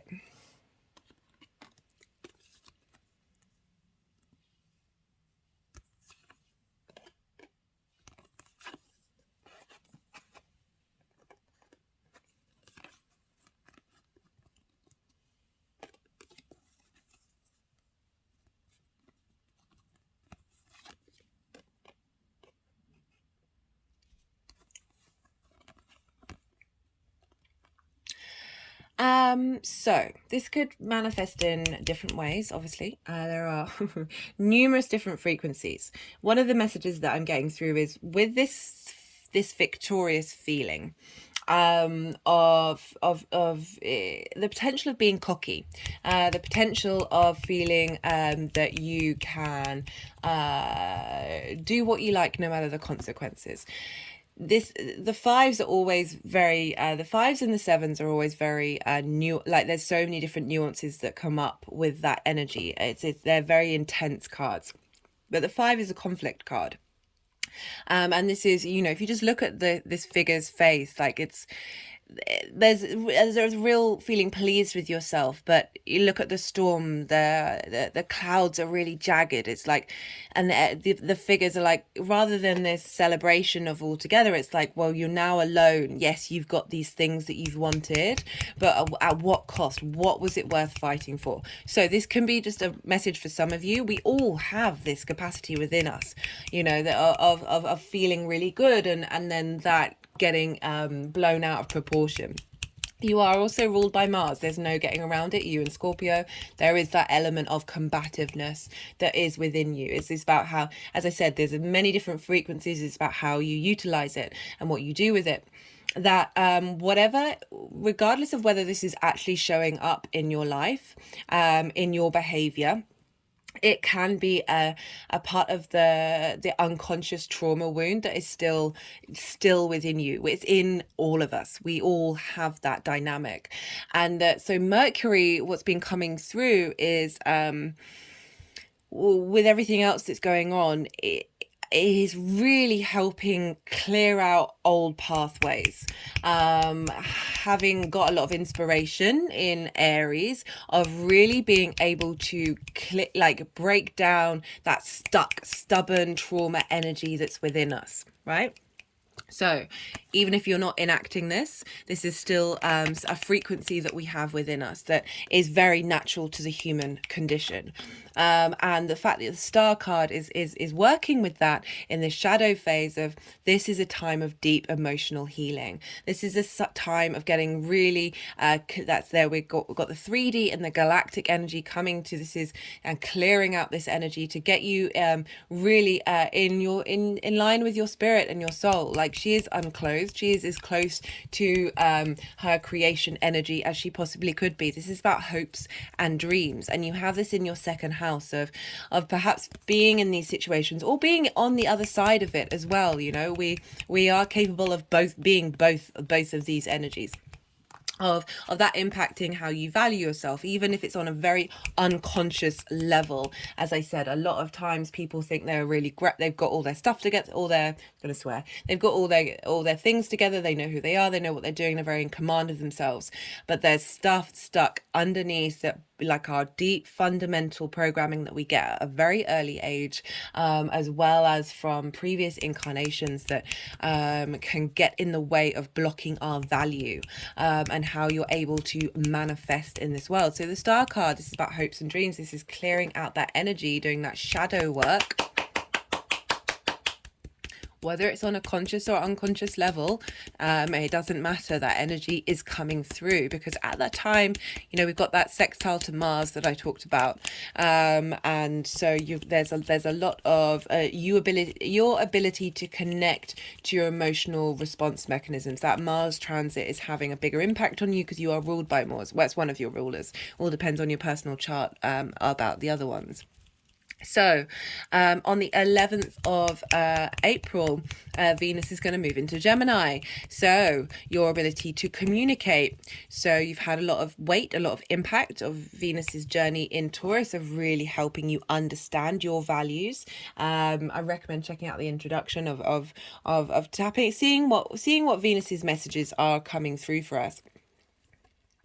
And then we will have Mercury station retrograde on the 21st. The day before, on the 20th, we have this second Aries new moon. This is the quantum reboot that I was talking about, and saying you should maybe watch the spring equinox video with that first new moon, where I talk about the second new moon a lot. I'll do a separate video on this, and I'll be pulling cards, so you can check that out when that comes out.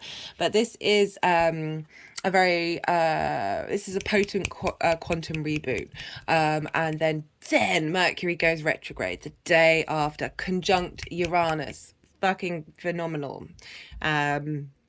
And that's at 15 degrees and 37 minutes of Taurus that Mercury goes retrograde, and Uranus is at 17 degrees 52 minutes. So it's a really tight conjunction of being able to think of unique ways. So unique ways of the things that you value, unique ways of how you value yourself, how you make your money, and how you manifest. And I like, we've got the Hangman. This has come up in the Taurus reading. This is very much Mercury in retrograde energy of so Odin, the Norse god, hung himself upside down on a tree for 9 days and 9 nights, and at the end of it he received the wisdom of the runes, another form of divination. So this is about being in pause, being in limbo, in a conscious state of changing your perspective and seeing what magic comes in. So perfect for that retrograde phase of how that's going to move forward. Like the wisdom that's coming through for you in this retrograde is going to be very potent. We have for the Sun conjunct Mercury. This is the midway point, as I said, in the retrograde. This is when we're shifting from the evening star to the morning star. The Chariot card. This is about knowing yourself and taking action that is in line with your own soul's destiny. There is a sense of victory about the Chariot. There is movement, and understanding a command of who you are, but in balance, right? So we've cleared out the imbalance, and we're now in the space of knowing the lay of the land, understanding the tools that you have and the value that you have. You are able to move through life without, things can still happen that may not necessarily be all love and light, but you don't have any reins, and there's this ability to command and be in control of yourself with this Sun Mercury conjunction of feeding that energy into the rest of Mercury's retrograde, when it's now the morning star, where it's looking to the future. So whereas before we were looking to the past, now we're looking to the future, because we've got the Ace of Swords, and this is a new way of thinking. This is a radical new way of thinking.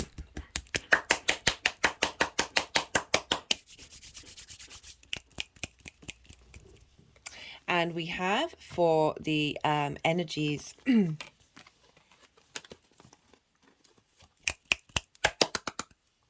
the energies are moving forward.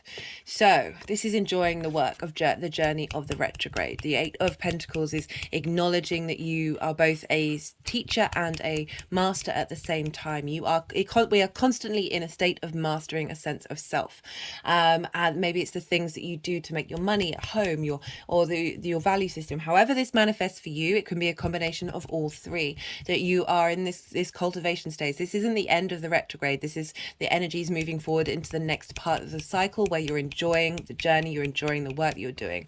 And we've got the High Priestess. This is intuition.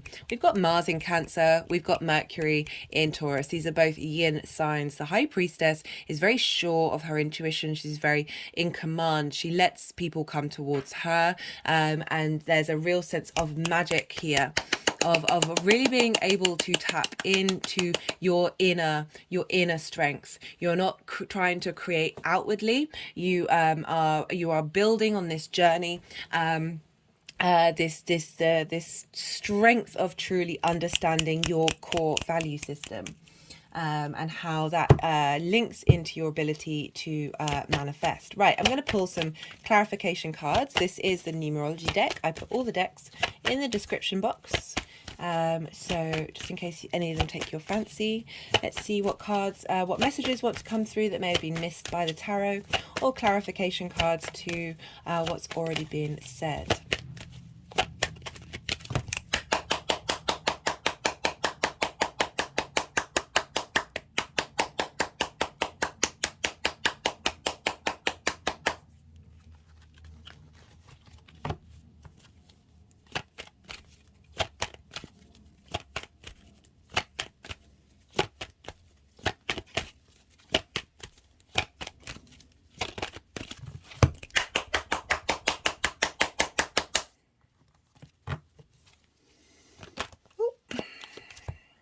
financial discipline. I mean, and that's a great thing. Okay, interesting. So maybe the ideas,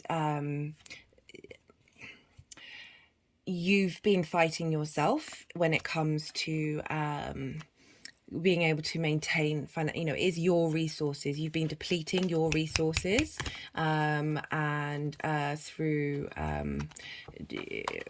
the words are suddenly that as again, that's linked into those trauma responses that we have that get in the way of understanding our own value. That might, when we don't understand that, we can then not take care of our money in the way that is mindful and what we actually need, by thinking long term. That this healing that's happening with this retrograde is helping get that sense of authority and understanding, and basically adulting yourself. Like we are wounded inner children running around in adult form a lot of the time, even when we don't think that we are. Like there's still layers and layers and layers to peel back. That I'm loving that that's coming through for you. As I said, even if you're consciously aware of it or not, we hold a lot of collective space, and that is certainly a dynamic that is very loud and present in our collective of short-term thinking. So it's not, I'm not trying to name or shame, it's part of all of us. This is the okay.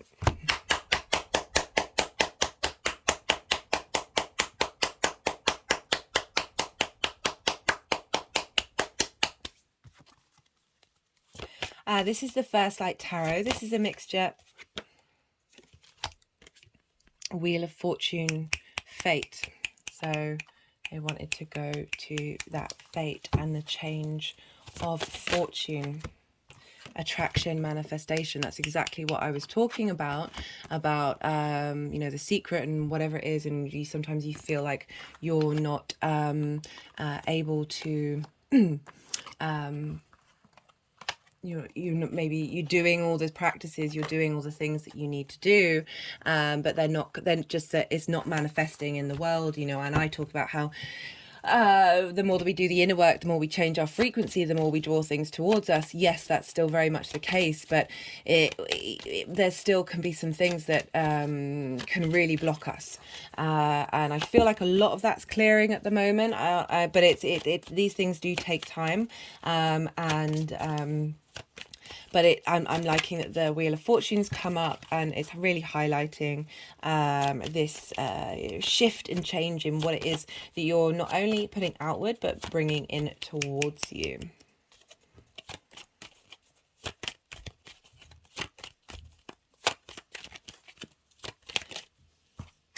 Got organization.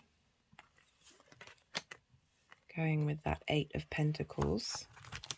It's Mercury in Capricorn. Perhaps the work that you've been doing since that Capricorn retrograde is paying off. But just generally getting ourselves organized, getting our thoughts to be more mindful, and taking care of what it is that we're thinking about. Perhaps this is a time to work on being mindful with your thoughts in terms of how you talk to yourself. And the things around you, the things that you care about. But as I said in the introduction, I'm not here to make people feel shame or resentment or be like, oh my God, I thought that thought, I'm a terrible person, that's now invalidated all of my manifestation. No, that's not how it works. Like, I don't think the universe is that cruel. It's got the Patience card. As I said, this is midway through the retrograde, but maybe the message is coming through, Aries, of don't get impatient with the journey. Keep at it, keep going. And on that note, I'm going to finish the reading. I really appreciate you watching and the energy transfer. Thank you so much for spending your time with me, and sending you so much love, and be well out there, Aries. Pisces rising. How are you doing, Pisces? So for those of you just tapping into the Pisces energy, this is still going to apply, just in a different area of your life. Take what resonates, leave what doesn't. But for Pisces rising, this is happening in your third house. This is the house of communication. You've got a Mercury transit messenger of the gods, one of the main energies linked into communication in your communication house. You're having a retrograde here, so a big revisit about how you communicate. This is also the house of your local community, the things you do on a regular basis. It's known as the house of the goddess, and this is because traditionally the ninth house was the house of the gods. So it's about bringing your big picture philosophies into your day-to-day and finding meaning and value in every little thing that you do. Taurus energy, sextiles Pisces energy.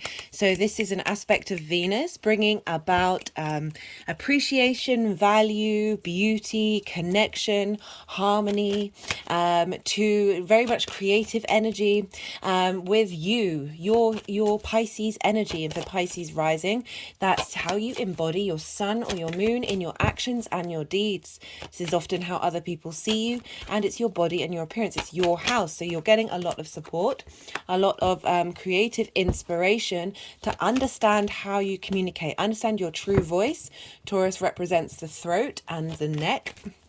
So really getting us into line about the kind of words, the kind of thoughts that we want to have and how we want to communicate them. And this can also crop up with how you want to interact with your local community. So because we're dealing with a Venus transit, we look to where Venus is, and for this series, this first half of the series, I'm focusing on Venus's transit through Gemini, and that for you is in your 4th house. And what's going on with Venus has an impact on the signs that she rules, and she rules Taurus. So that one was turned over. So no. Oh, they're so funny sometimes. So she rules Taurus. So she's in Gemini right now. Not right now. Apologies. My mind just got a bit scrambled. Sometimes that happens when I'm channeling. So she will be in Gemini from the 11th of April. And that's in your 4th house. So before that, she's very much been stamping her sense of appreciation to the beginning of Mercury's transit and really getting you in touch with what it is that you care about and how you communicate that, and the sense of appreciation and value that we need to have in the way that we communicate. And so she will then be in Gemini, which for Pisces, that's squaring your Pisces energy. And for Pisces rising, that's in your 4th house. This is the house of your home, your private life, your roots, your ancestors, your parents. It's the foundations of who you are. And this squares your Pisces energy. So I will be doing a separate video for Venus in Gemini. But this, so what she's helping, amongst many other things that she's doing of her own volition, but certainly helping to give a sense of appreciation and understanding and value about the lessons that we've learned with Mars being in Gemini for 8 months. And so getting you to have value in your own home, in your own private space, feeding into that ability of how you're communicating from your true voice. So we've also looked to where Mercury is. Because we're dealing with a Mercury transit, my words have been all over the place. There's the moon's in Scorpio at the moment. So we've got all the personal planets and the moon in yin, night, feminine signs. So there's a softness, but there's a real they're both ruled by gravity, so there tends to be a weight to them. I don't have too much water or earth in my chart apart from my sun, which is Virgo. And so, you know, I'm dealing with a lot of water and earth energy that's is weighting me down, and all I really want to do is sleep and eat, rather than blah blah blah. So please do bear with me, Pisces. I'm not used to a lot of water and earth. Right, because we're dealing with a Mercury transit, we look to the signs that Mercury rules, and Mercury because what's going on with Mercury is impacting the signs that it rules. And Mercury rules Gemini and Virgo. So we just talked about Gemini, this your home space. So perhaps you like a lot of stimulation at home, a lot of collecting of information, sharing information, very playful energy of the Mercury dynamic, and And so your ability to communicate and appreciate the things that you're doing and open the roads of in your local community is going to have an impact on how you feel in your home and in your private life. That did flip over. That did. And also Virgo, which for you is in your 7th house. This is opposite your Pisces energy. And so with opposition, sometimes we find ourselves out of balance. We're here to sort of bring everything into harmony with one another. And that's one-to-one relationships. So it's your house, the house of self, is opposite the house of other. So this is our intimate relationships, our one-to-one business, romantic, friendship. And so what's your ability to communicate and revisit how you want to communicate? How do you feel in your physical body? What brings you comfort? What brings you pleasure? Is going to help facilitate your one-to-one relationships as well. So that's lovely energy coming through for you, Pisces. So that's the general energy of this transit. And there are going to be 5 piles, and so I'm just going to talk about what each of those 5 piles are, and then the energies might want to move the cards around. Just saw that there were two cards on the table that I hadn't picked up. They were the Hierophant and the Emperor, so we'll see if they want to come through. Yeah, so I'm going to talk about them, and then the energies will want to move the cards around. There might be some energetic work that wants to be done. Right on cue. And that's usually when I'm a bit quiet, so do bear with me with that. It's all part of the process. And then I'll talk about all of the piles in relation to the cards that have come up for you, Pisces. So Mercury, the first pile is the general energy of Mercury and Taurus. Now this can also bring in some cards that are linked into Mercury's journey through Aries and what's being completed. That was the 8 of Pentacles, but also half the deck, so we'll see if that wants to come out. Yeah, it can bring in cards that are linked into Mercury's journey through Aries, and then sort of the crowning energy of that was Justice. Sorry, the deck is and me, there's the energies.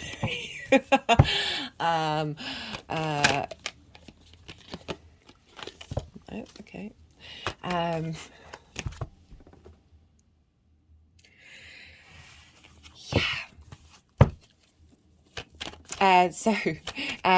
then it will be the energy of the general energy of Mercury moving through Taurus, which will be the card that's crowning the pile. And then the second pile will be Mercury in shadow. So that's from today. So that hit exactly at the shadow point at 5 degrees and 50 minutes when I was recording the Taurus video. And so this is from the 7th of April till the 21st of April. And what shadow means, I talked about it in the introduction, but it can be just as intense as the Mercury retrograde. It's a time of when we get clues and understanding about what that retrograde's going to be about. And during this, on this day, on the 7th and also on the 8th, we have a sextile with Mars in Cancer, and you have Cancer in your 5th house of creation energy. So I've pulled cards for this for the Mars transit, so do check that out if you're interested. But essentially Mars is feeding the motivation and drive on a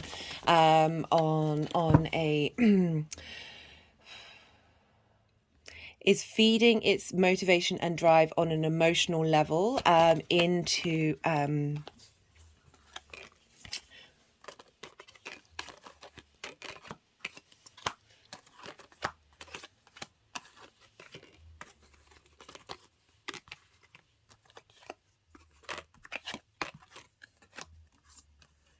sorry, they usually do this at the end, but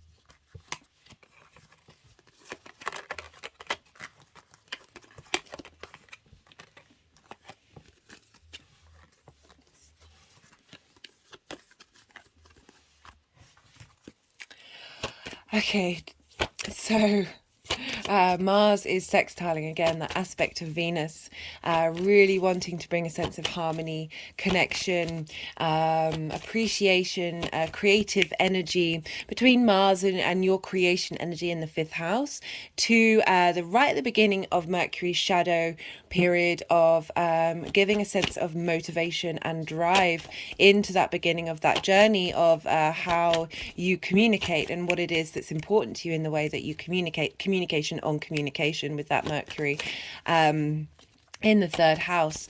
It can also represent starting something new, learning a new course, or going on a short distance travel. But as I said in the introduction, I tend to focus on the inner work aspects of those houses. They can also represent the outside world and different people, our natal chart, but for this channel I tend to focus, unless it's in a private reading, on the inner work.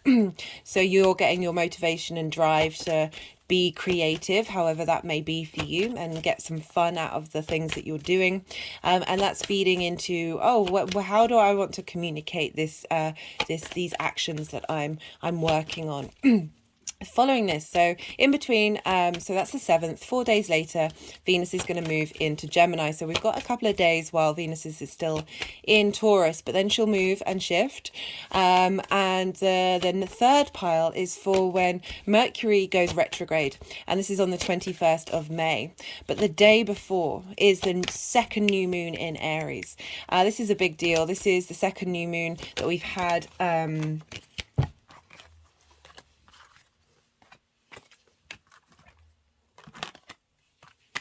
The energy is pretty frenetic. And when I say that, it's basically I can't override it, because the energy in the deck just goes a bit mad. Speaking of mad, right.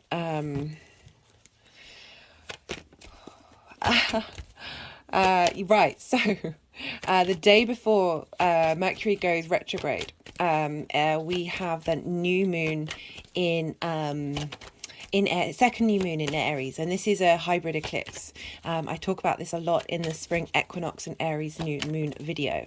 I will be doing a separate video on this as well as pulling cards, so maybe check that out and come back to this reading. But essentially it's a hybrid eclipse, and I see it as a quantum reboot. At the moment we're we're defragging from the first new moon to the second one. We're clearing out a lot of trauma. This is a big time for karmic completion, which has come up. The cards for that have come up so many times. Oh goodness me, why am I on the verge of tears? That's a strange emotional response to that. So the next day Mercury's then retrograde, so we've got this really potent energy of the Aries new moon coming through just before Mercury goes retrograde. So we're really planting a lot of new seeds at this time, a new growth period, and we're having the chance to really revisit something and really revise and go over it and really hone in our skills. It's about hindsight. Retrogrades, hindsight is always a wonderful thing, but we don't have it at the time. Whereas this retrogrades help us do that. And this is at 15 degrees and 37 minutes of Taurus. And then Uranus is at 17 degrees and 52 minutes of Taurus. So it's a very tight conjunction. It's within 2 degrees of one another.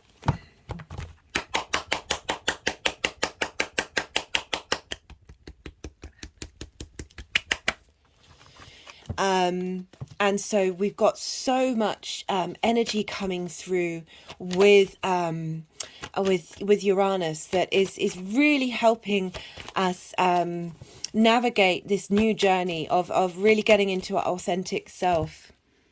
Hey Pisces, so I had to stop the video for a while.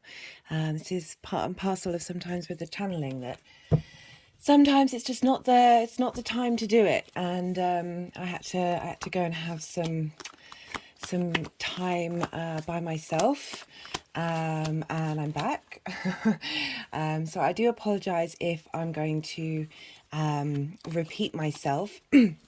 in any way. I think I finished talking about all the different piles that were coming through. There are 5 piles. I think I've spoken about all of those. And we also have, yeah, no, that's it. So let's just see what the energies, if they're going to...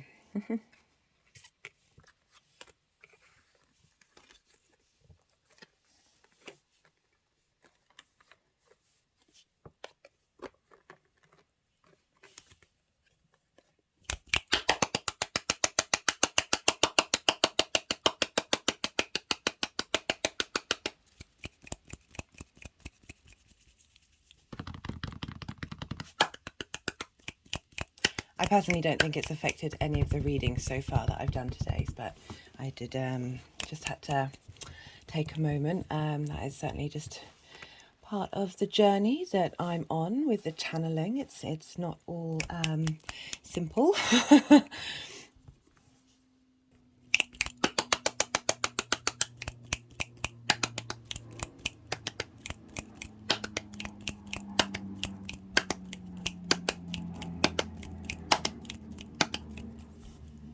So,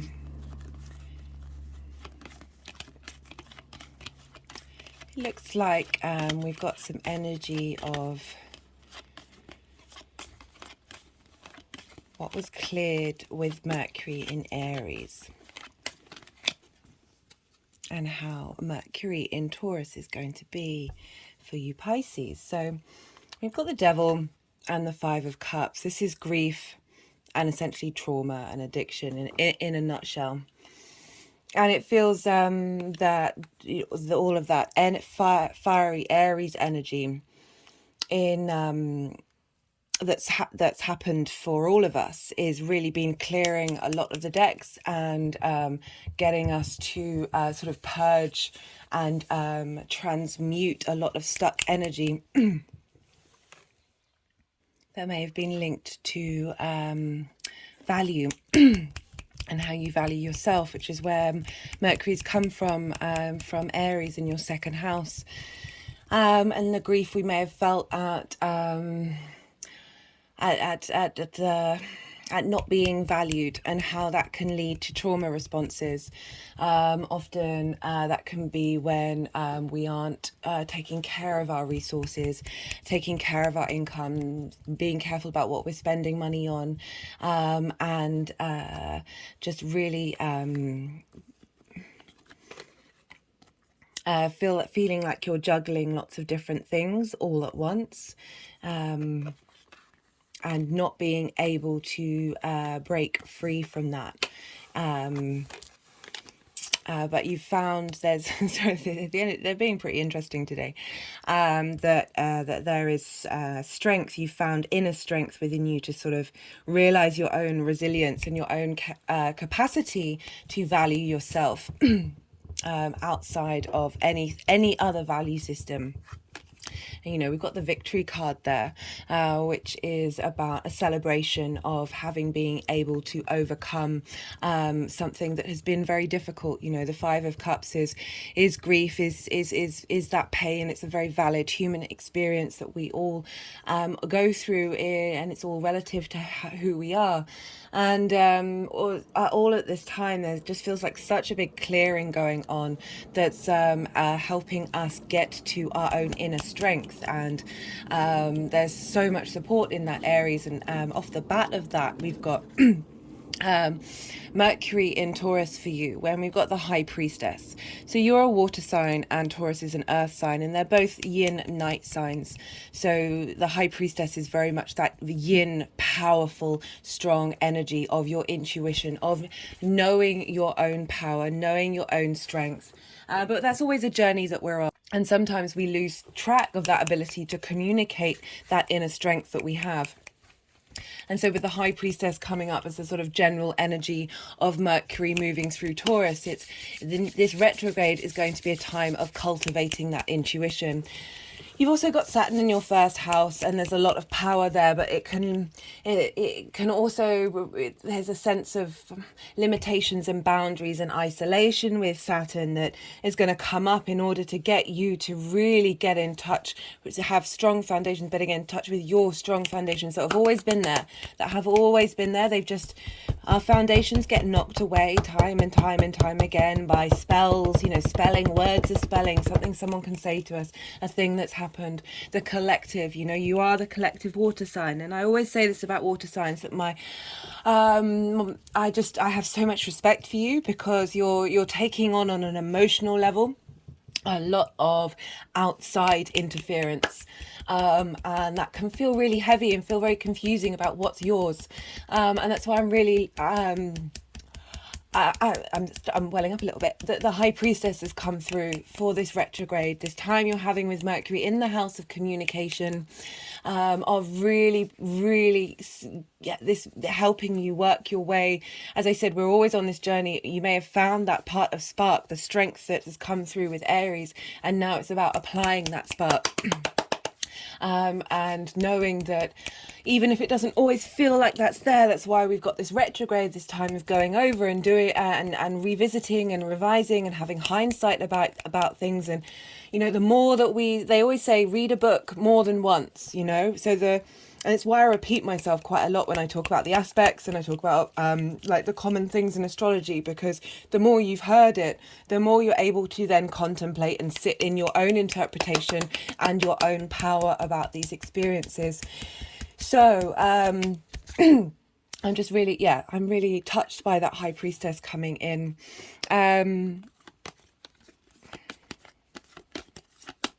So the next pile is Mercury in shadow, and this is from today till the 21st of April. So we've got the Strength card and we've got the Victory card, and whatever order that they fall in, it's sort of compounding and saying you're working on what you've already been working on, what that spark of inspiration, what I said in the introduction, what that spark of inspiration of Aries is now, you're now applying it into your actions, your felt sense, that physical form, your senses are able to explore this and get this into a habit and a routine. And the Strength card is a pause card, as is the High Priestess. She draws people towards us. We're dealing with yin energy. This is about a time of reflection, a time of going inward and really delving very deep into who you are and what it is that you want. And these things take time. As I say, habit and repetition, as much as they play a pivotal role in the human consciousness and how we absorb things. It's not the only thing. There are lots of other wonderful techniques and understandings of how we learn and how we grow and how we evolve, but they are certainly a thing that has a validity to the human existence. And the Strength card is about taming our instincts and our intuition with our cognitive mind. They are in harmony with one another, but it's taken time to get to that space. If this is a time of cultivation of that, and it's leading to a victory. So this is the shadow time of seeing what comes up during this space and realizing what you're doing is not only for yourself, but for the collective and your local community, because we are dealing with the local community here in the third house. And this figure isn't by themselves. There's a group of people behind them, but there's that sense of celebration. There's that sense of knowing, of a deep knowing and a deep, your instinctual understanding of the situation, even if this is a moment of pause and reflection, that you are aware of the outcome. You're not necessarily questioning the journey, but you are aware of where it is that you want to be headed. And this is with the sextile with Mars, so that's with your creative energy of really getting, it's why I'm feeling like this sense of this internal fire that's within you, that's really being cultivated. And so then we have this is when Venus goes into Gemini, which is on the 11th, and just before a friend gave me this many years ago. one for all and all for one. You know, it's leaning into that idea of whatever, when I talk about the inner work, that we're doing it for the collective, the all within the one, and the one is the all.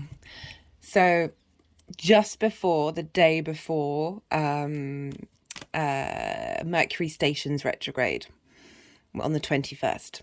On the 20th, we have the second new moon in Aries, which is why I feel like a lot of the work that's been done in Aries is still very much cultivating. Like, for some of the readings, it's felt like that energy is still lingering and we're still working on it. It's not necessarily completely cleared through. Like I always find that you think you've mastered something, and then something will crop up and you then have to sit and explore it all over again. It doesn't mean you started at the beginning, but you're certainly still we're constantly in that process of learning and growing.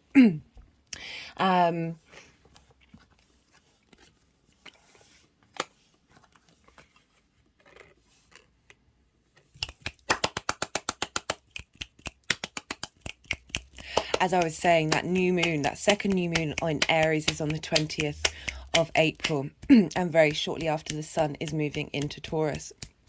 So we've got this very, very potent energy happening with that Aries full moon, new moon, that will then be feeding into the beginning of the retrograde phase. And so Mercury stations retrograde, as I said, on the 21st, and this is with a very tight conjunction with Uranus.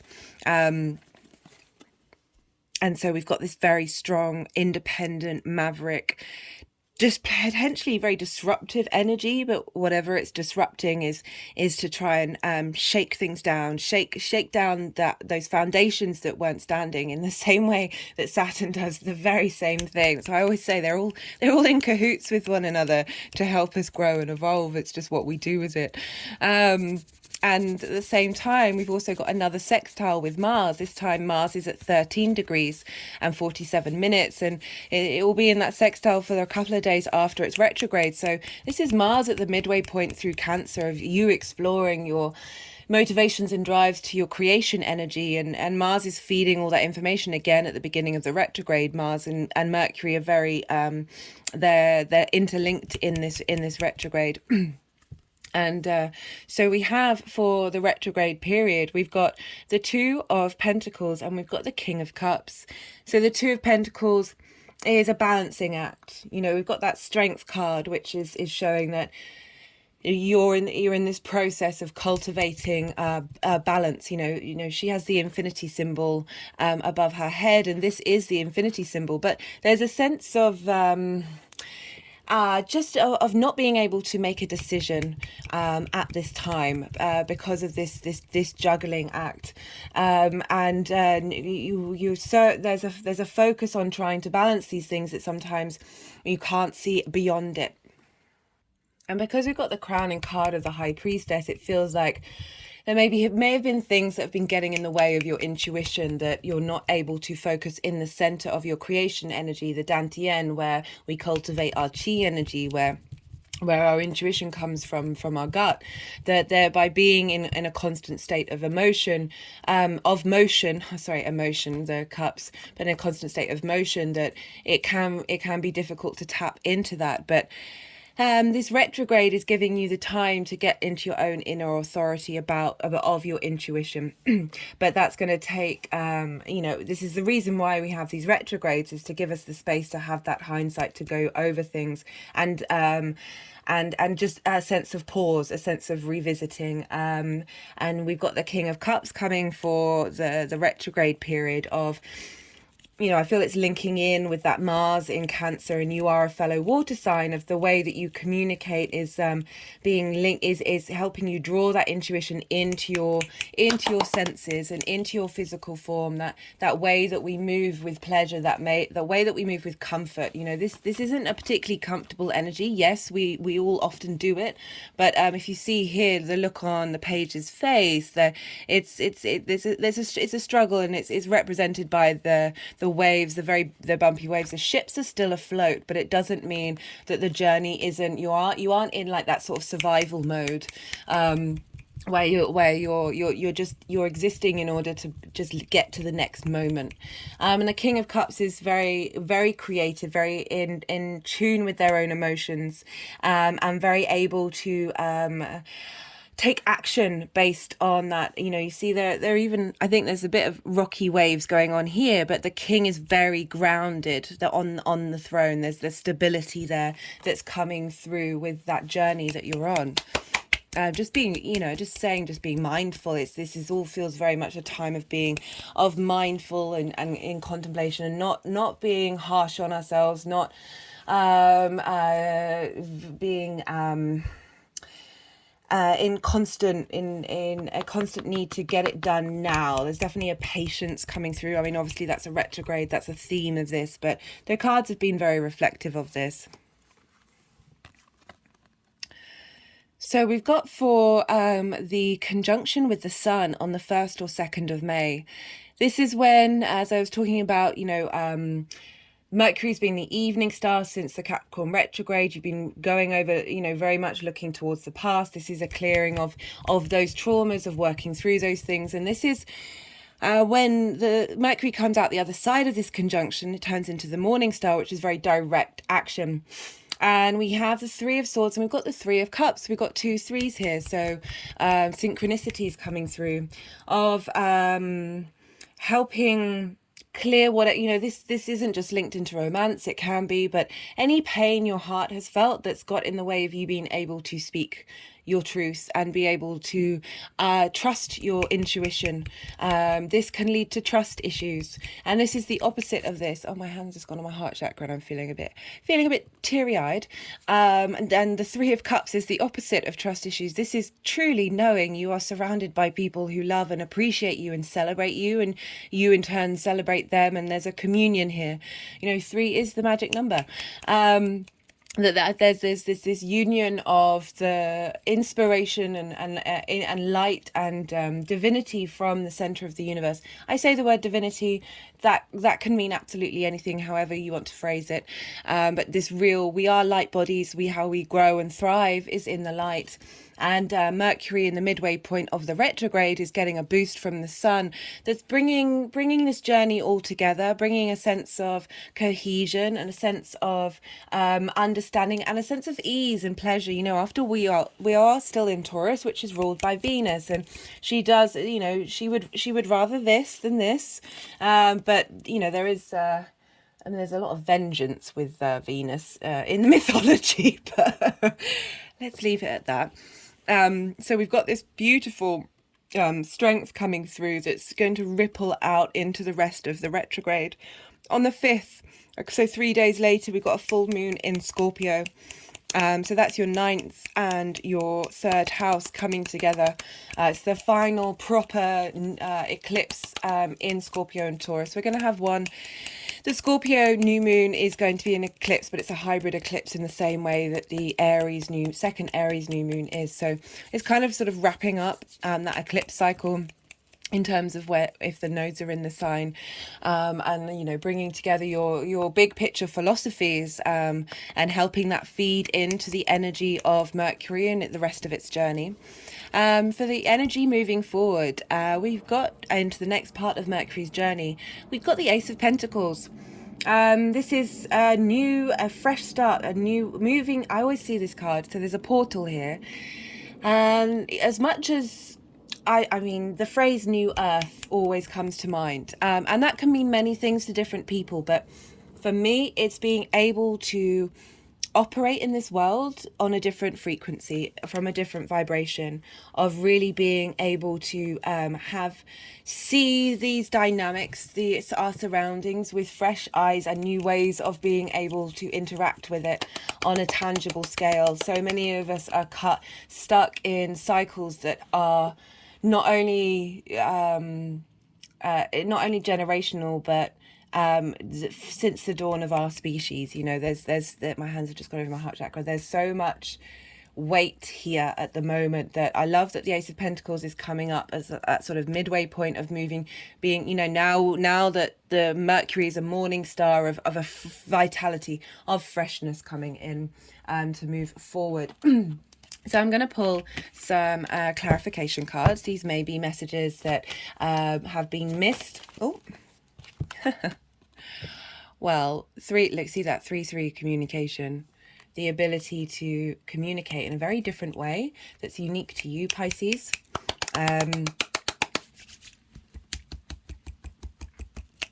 That's going to be very personal to you. It's going to be personal to all of you. That ability to speak in or communicate, like it's not just speaking, it's so right, I'm just rocking back and forwards. That doesn't I haven't done that before. That just, you know, to be able to communicate your big intentions into your day to day. So it's another way of walking your talk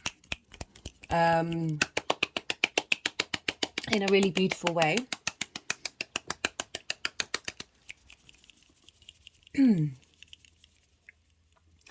Okay, I mean, they're still rocking back and forth, but I'm gonna shuffle anyway. Just had an energetic release. Let's go with the First Light Tarot. I put all the tarot decks in the description box, and I will write out, got the Wheel of Fortune, fate, change, fortune, spinning. So that's come up a fair few times so far.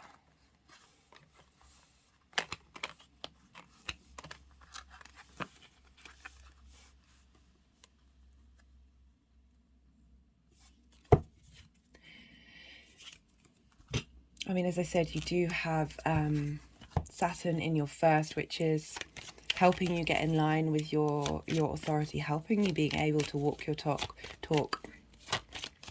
And that's sextiling what's going on with Mercury right now. So this is the Oracle of the Rising Sun. I'm just going to pull so restlessness has come through.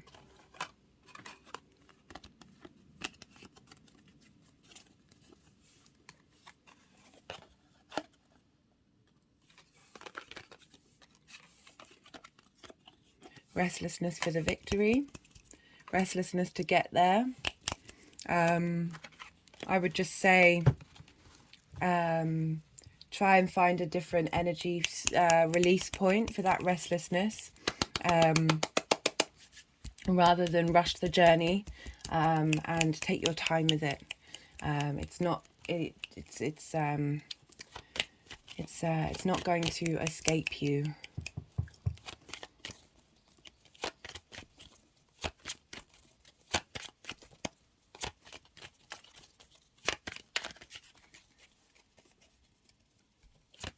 Going to pull one more card.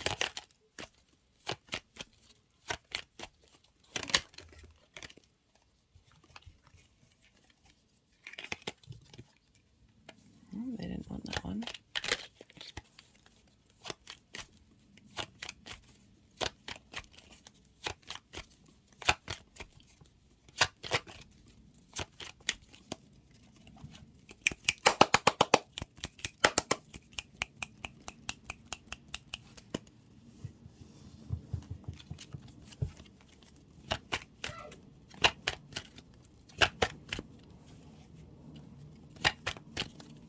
One final message for Pisces.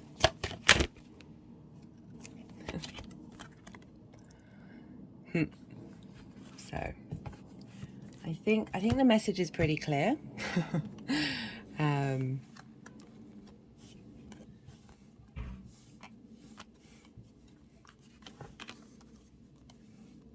I really enjoyed this message for you, Pisces.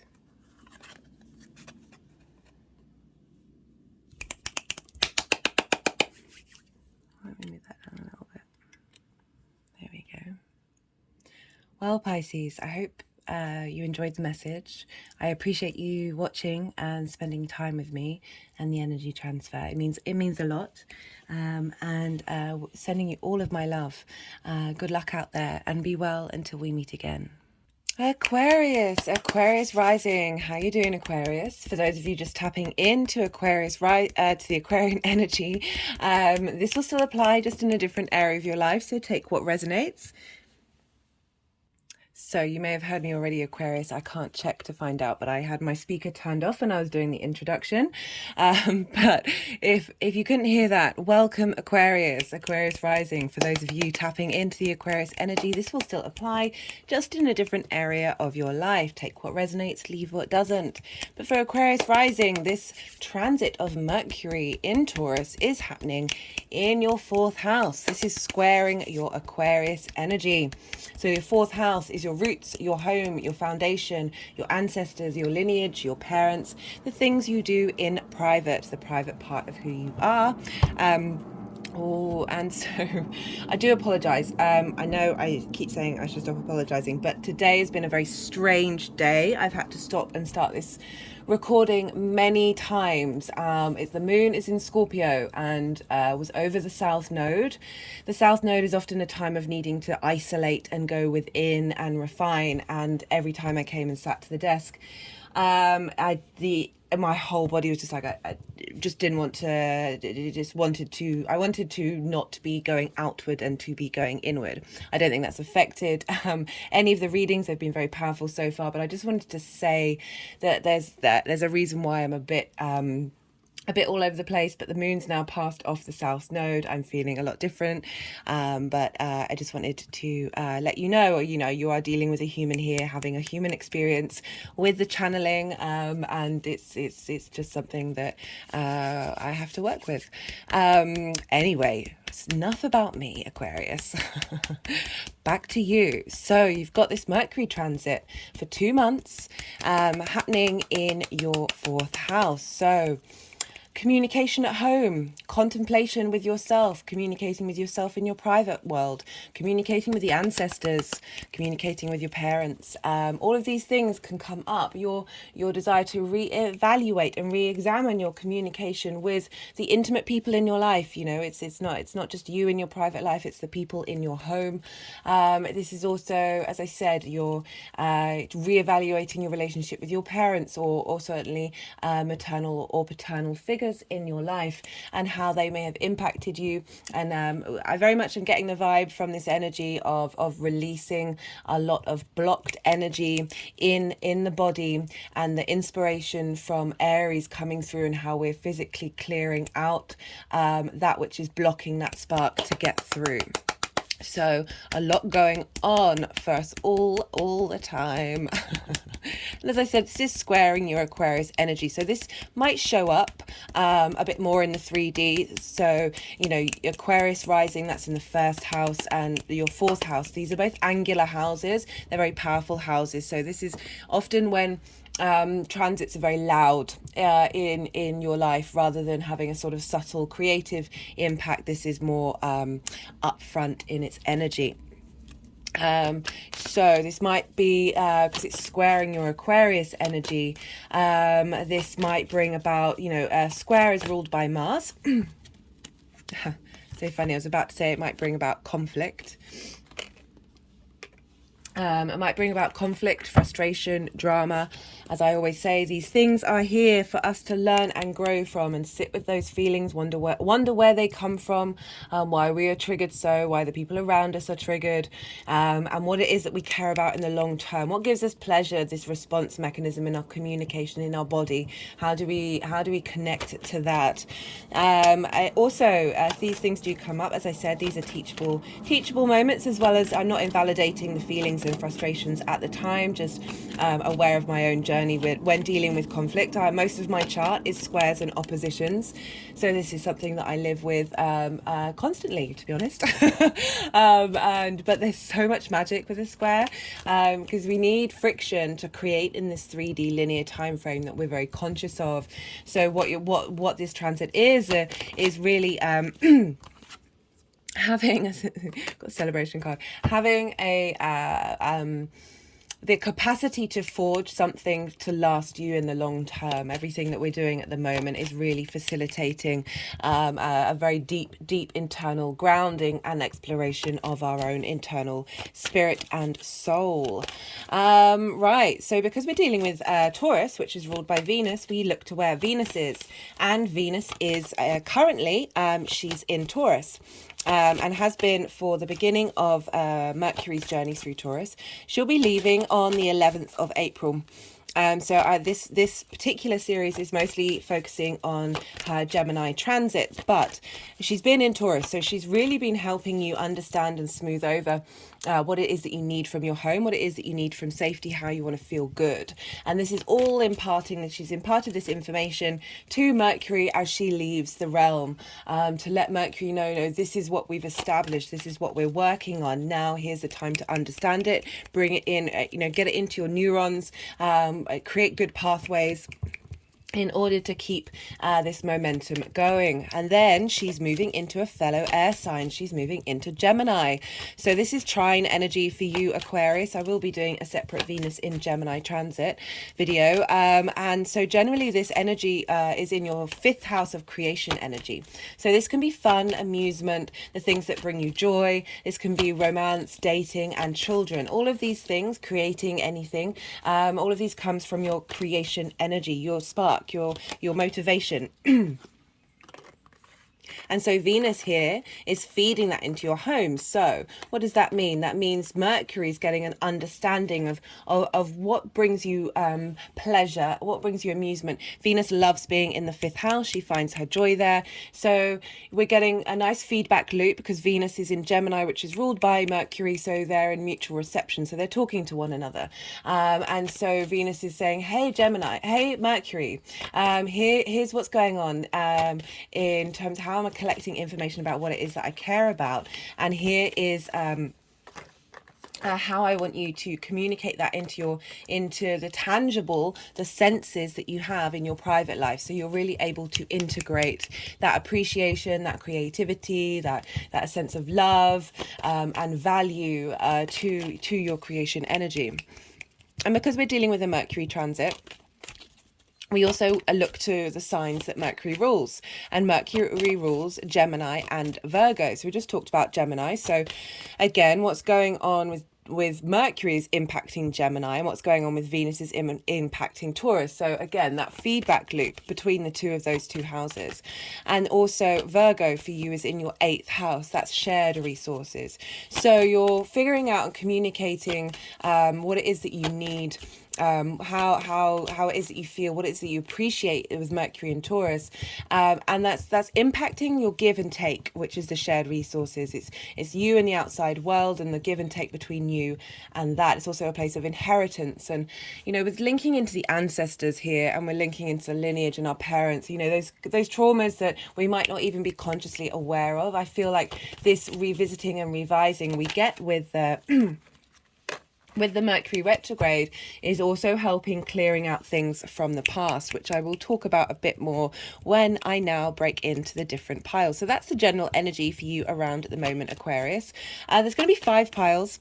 The first pile is sort of the general energy of Mercury in Taurus. It might also come up with some cards about Mercury's journey through Aries. And then there'll be the second pile, which will be covering Mercury's journey in shadow. So Mercury goes into shadow when it hits the degree point that it finishes its retrograde.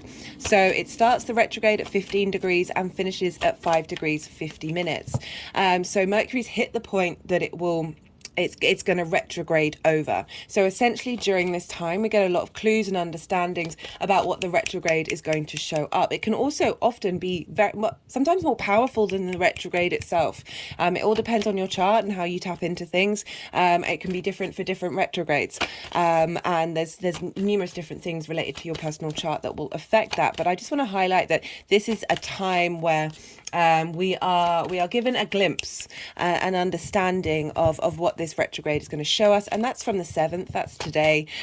So there was a lot of different energy going on today, that was just fighting in different directions, and sometimes that's how the energy is.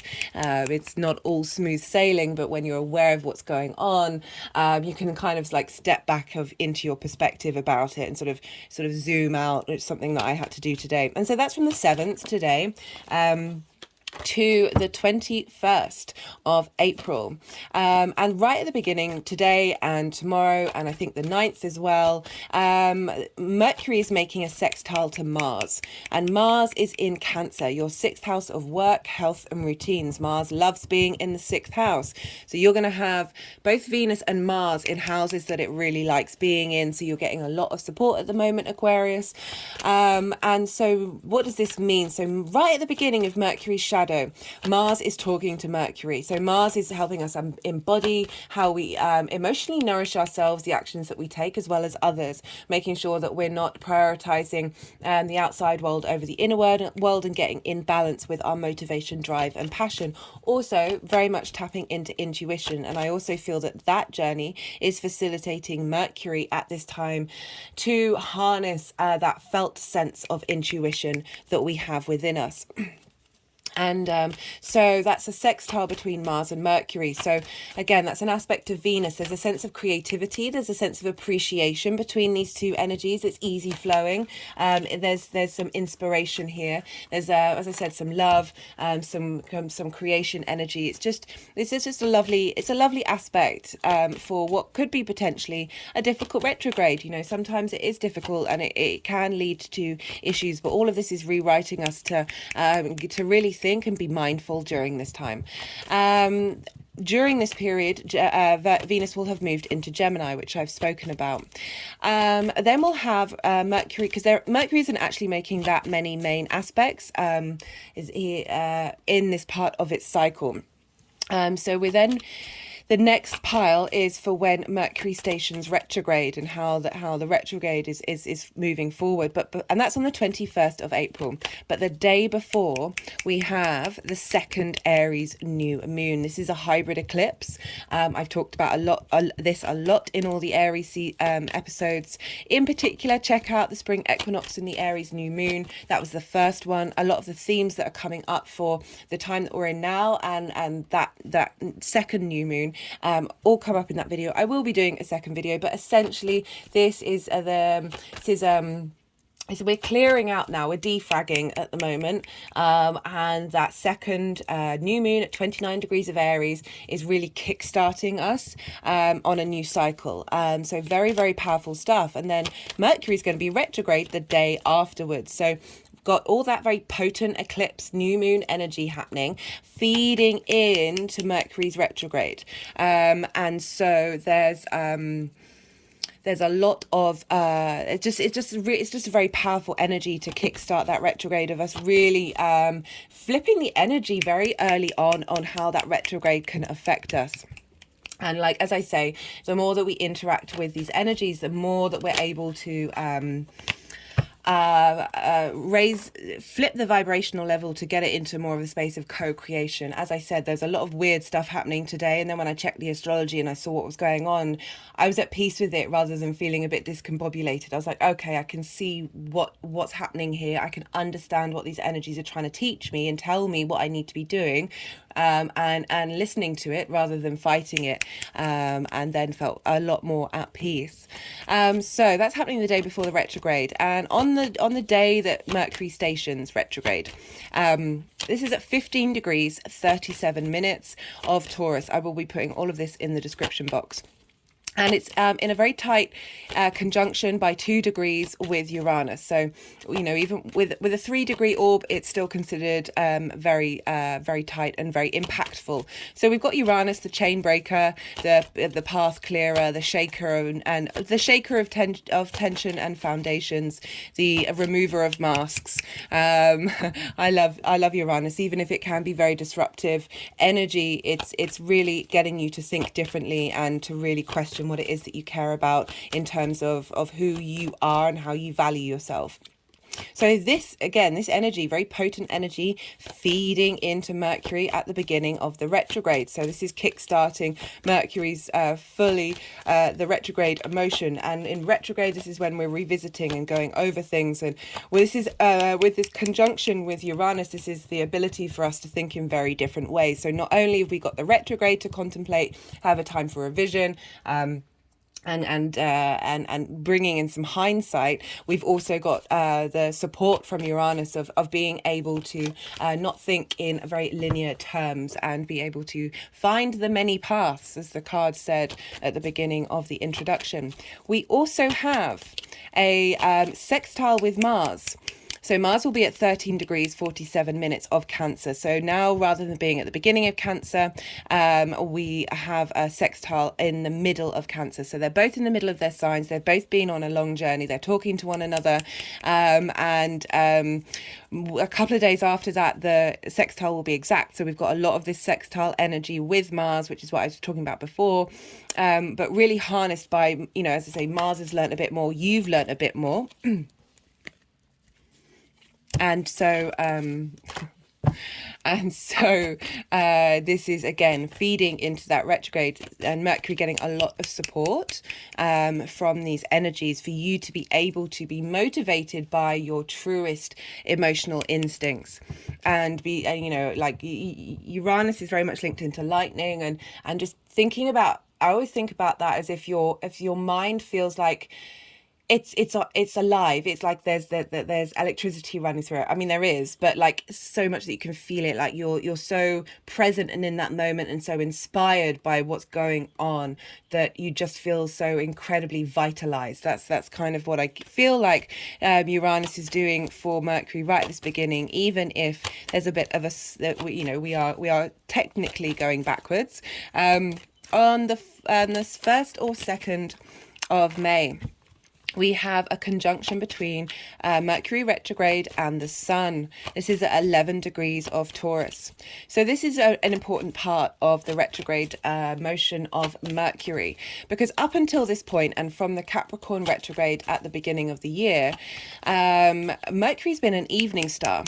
And so when planets are evening stars, it's more that yin-night energy of strategy and preparation and planning and thinking about the past and working on that in order to understand the present. So we've very much been in that space, and we will have been in that space during the retrograde.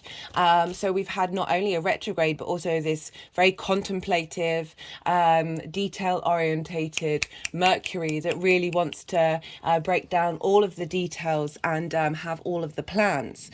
And then after this, Mercury moves away from the Sun, it becomes the morning star. And the morning star is very direct. Again, this is more day yang energy that's wanting to take action. It's thinking in the future. It's thinking forwardly. It's looking. Its movement is moving. Even though it's still retrograde. I know it's a bit confusing. Is now has the energy of what you've gone over. You've had the hindsight. You've revisited everything, and now you're using that information that you've learned from that retrograde to still go over things, but with this now looking forward and focusing on the future than a sense of planning. So there's a bit more motivation. You might feel a bit more restless at this time to take action.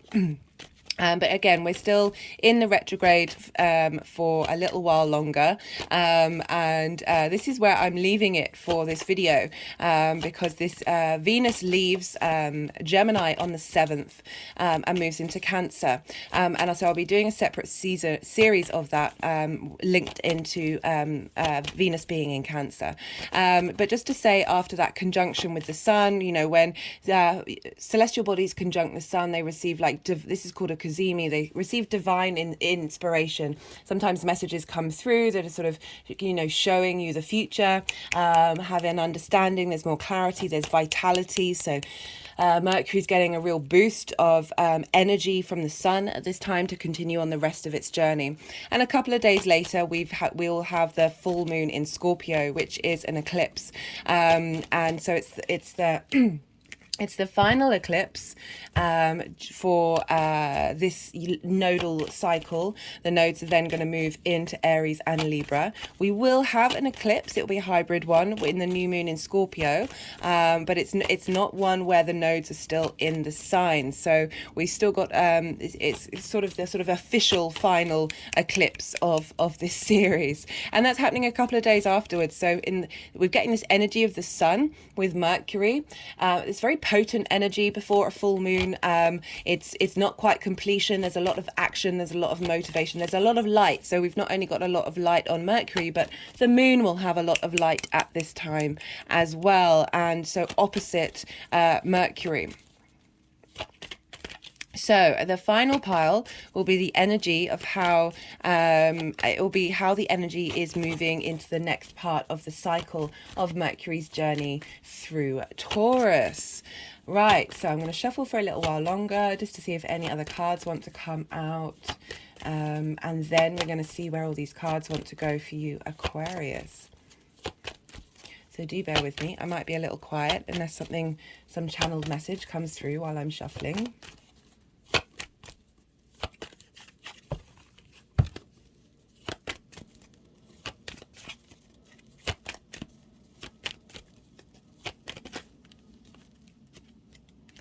No, that's half the deck.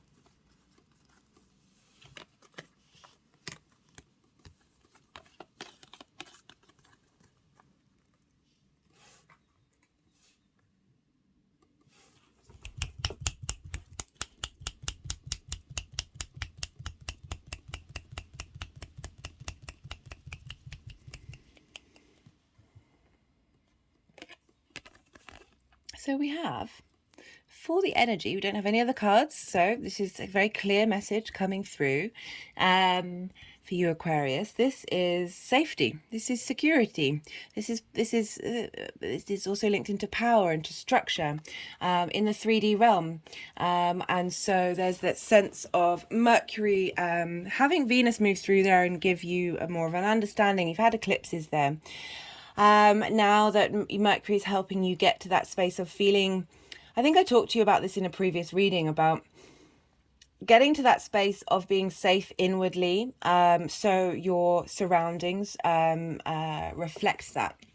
And being able to feel safe in your own home and your own space, and really it's a lovely energy to have. It's because we don't always have that in our home, and the fourth house, there's often a lot of representation of trauma in the fourth house, because no matter what our parents do, they're going to mess us up one way or another, and we're not only dealing with that, we're dealing with our ancestors, our lineage through blood or spirit or past lives, all of those things that can come through the fourth house, but in particular the ancestors, the roots, the foundations of this 3D form.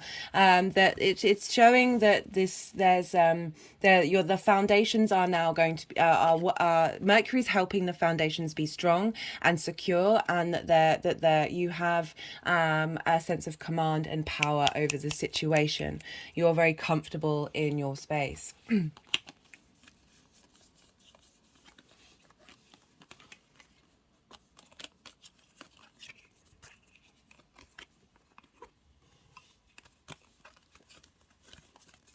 Sorry, sometimes the energies just, they do this.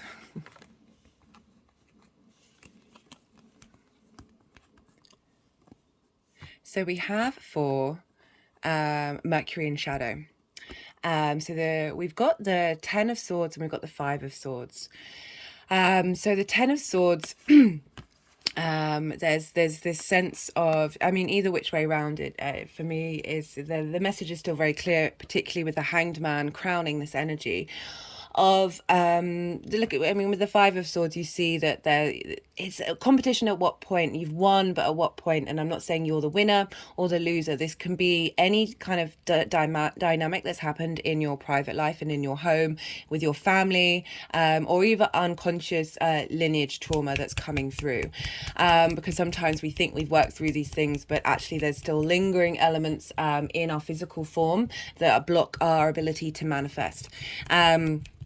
And Taurus very much likes things, and the 3D realm. So it's Mercury's doing its job by helping clear that out, and our ability to have a strong fixed manifestation skill.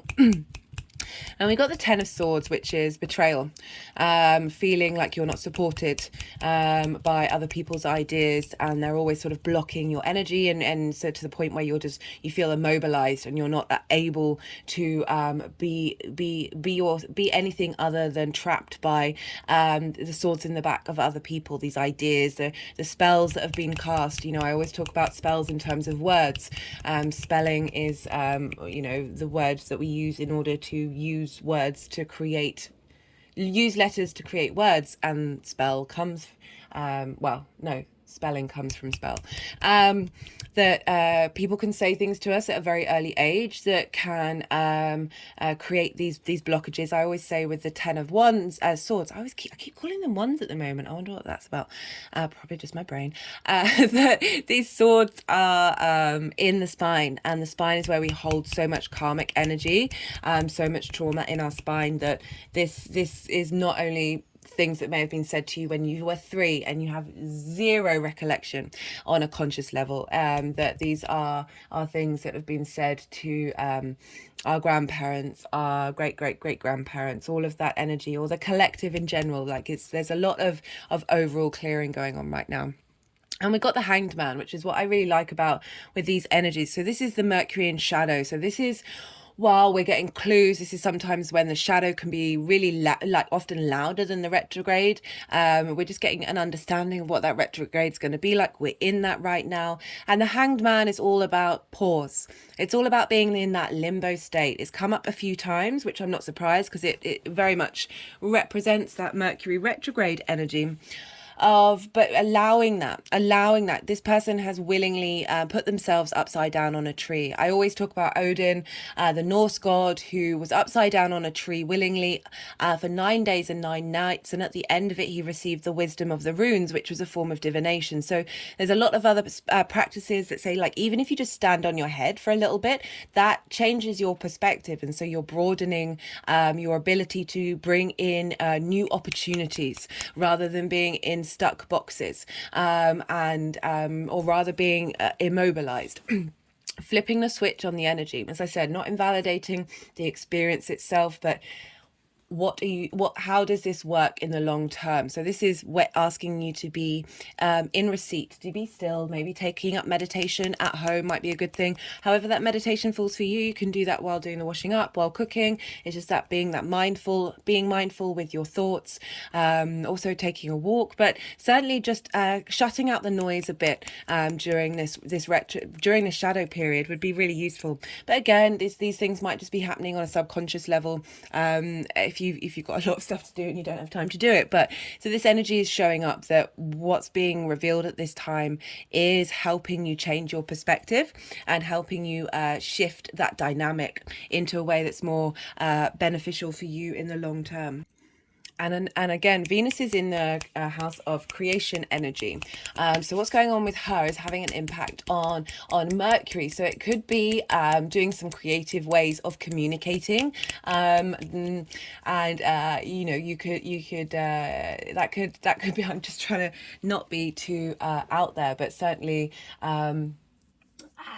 do I say talk to your ancestors, or however that comes up for you, but certainly getting a bit creative, maybe doing Venus, you know, in the 5th house. She wants you to have some fun. She wants you to be stimulated. She wants you to try lots of different things, and so maybe doing this in your home, in your private life, could be a really fun thing to do, of just finding unique ways of communicating with yourself and all the other possibilities of things that you can communicate with, as well as potentially doing some art, however that manifests for you. It doesn't just have to be painting, but just doing something in sort of mindful, doing something creatively in a mindful meditative state might be really useful to get some downloads from both Venus and Mercury, because they are working together at this time. Right, so we have for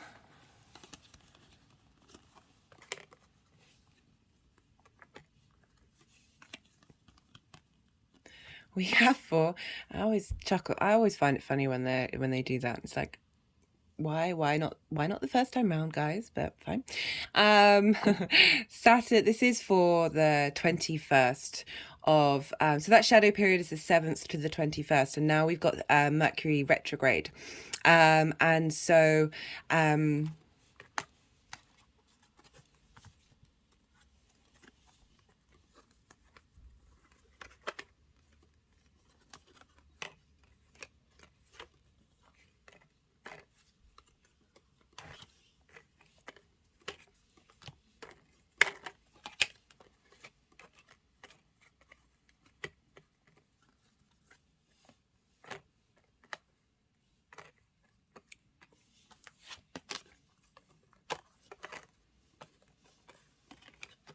do bear with me, guys.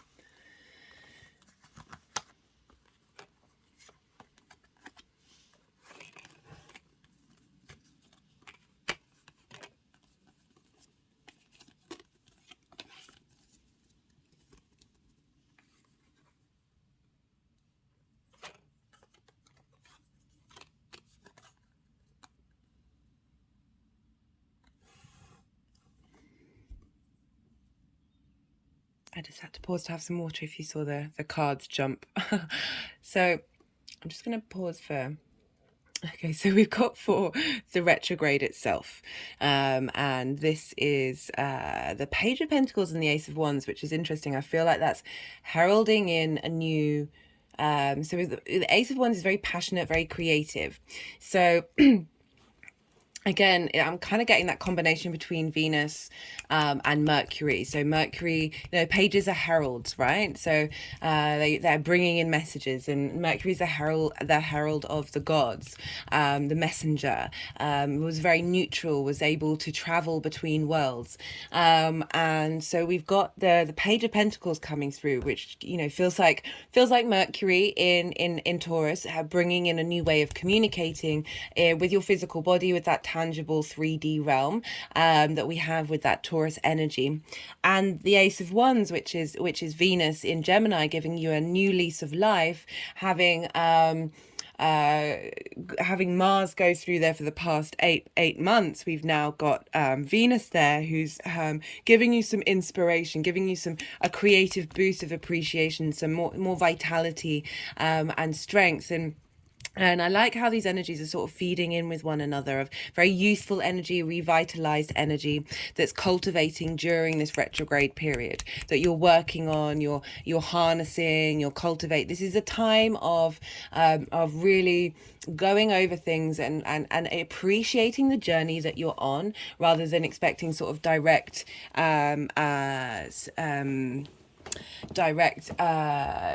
immediate results.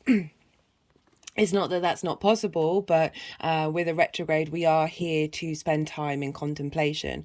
We also have this conjunct Uranus. So again, that linked into that vitality, that sense of vitality coming in with the Ace of Wands and the Page of Pentacles, very fresh energy coming through, new ways of contemplating things, new revitalization and new ideas of how you look at your 3D. This can be your your home, your body, your work, your health, all of these things at once coming through. So just see what messages are coming through with that, with the Page of Pentacles. See what's turning up, be observant of what's coming, and what you're inspired to do during that time, and just be the observer. You know, Mercury is very much not only about communication but observation. We have, for the conjunction with the sun, we've got a few cards here. We have the Wheel of Fortune, the Queen of Swords, the Three of Pentacles, and the Four of Wands. So the Wheel of Fortune, a fate, a changeable fate. This is also happening a couple of days before that Scorpio full moon, which is eclipses, it's big endings, culminations.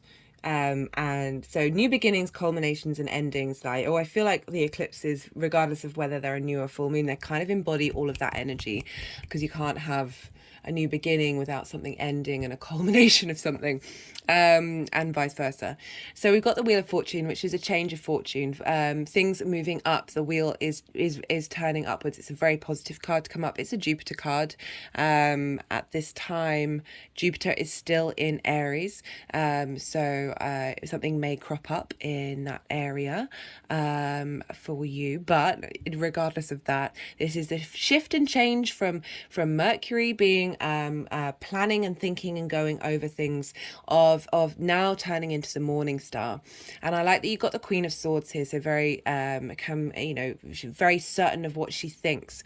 Aquarius energy, that collective universal truths of the mind that you have, of she's been through some stuff, but now she's independent, now she knows what she's saying, now she knows what she's doing. And I like that coming up in your fourth house.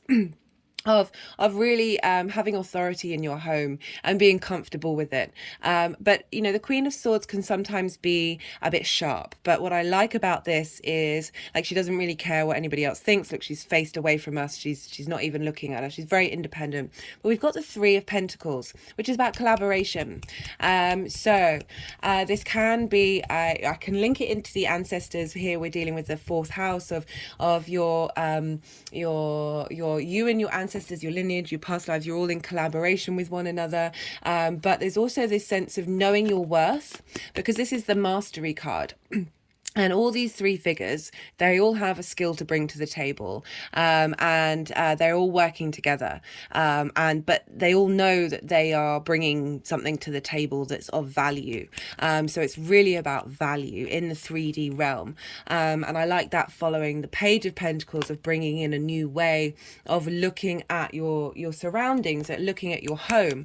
That there's a sense of perhaps moving in with people who have you're all on the same page, or bringing that vibrational frequency into your home, no matter where it is, that is drawing in that energy, or at the very least you hold that energy, so whatever's coming your way doesn't affect you. However, I just wanted to paraphrase it, because not everything is rosy and light, and we still have to be aware of our ability to work and deal with those things. But we've got the Four of Wands here, and this is the celebration card. You see here that these are people who've been working together. It's through the harvest, so they've gone through a harvest, they've all worked hard, and now the harvest has come in, and they're about to have a big feast and drink wine made from the grapes from their harvest and all these things. But they've worked together. Again, we've got another collaboration card of being with people who you're in step with, you're in line with, and bringing that energy into your home. And for the energy moving forward, we've got the Taurus card, we've got the Hierophant. Now this can be about community and tradition, but I really, with this card, I always, for me, because I'm very much influenced by my own ideas of it, and then seeing in the deck that I had before, it was called the Guru card, and leaning very much into the fact we are all gurus and we are all students at the same time. But the Hierophant card is about being in command, of your own divinity, to the point you've studied it, you've worked on it, you've spent the time figuring it out and cultivating that space. You know, we've got the Hanged Man here, which was asking you to be in that meditative state and change those perspectives in order to draw in an understanding, a deeper understanding of who you are in terms of not only this 3D realm, and your private life, but the universe as a whole. So very powerful energies to have sort of the beginning and the end, along with the stability card. You know, these are both very, very stable energies. There's authority there, there's command there, that you're very comfortable, you're able to express yourself and your journey and who you are to other people. And that can be really hard to do in our private lives. But there's I like how that's coming through as the energy is moving forward, because remember, this is halfway through the cycle, and there's going to be another trip, and so that's the energies getting cultivated and moving on. Right, I'm going to pull some clarification cards for you, Aquarius. These may pick up on messages that didn't come through with the tarot, or they might be clarifications of messages that have already come through. Let's see what wants to come out and play for Aquarius.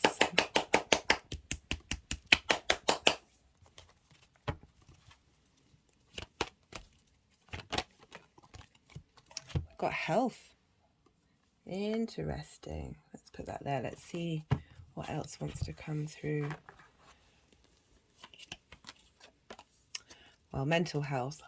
Oh, my head just went straight back with an energetic release.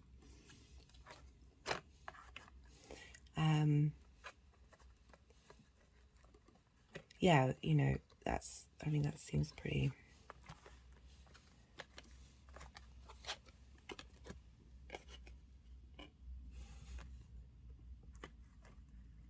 I like that they've put that Four of Pentacles there. I mean, sometimes that's about holding on to things and being a bit miserly, but I don't know. I don't read it as that. I see it as strength. I see it as power.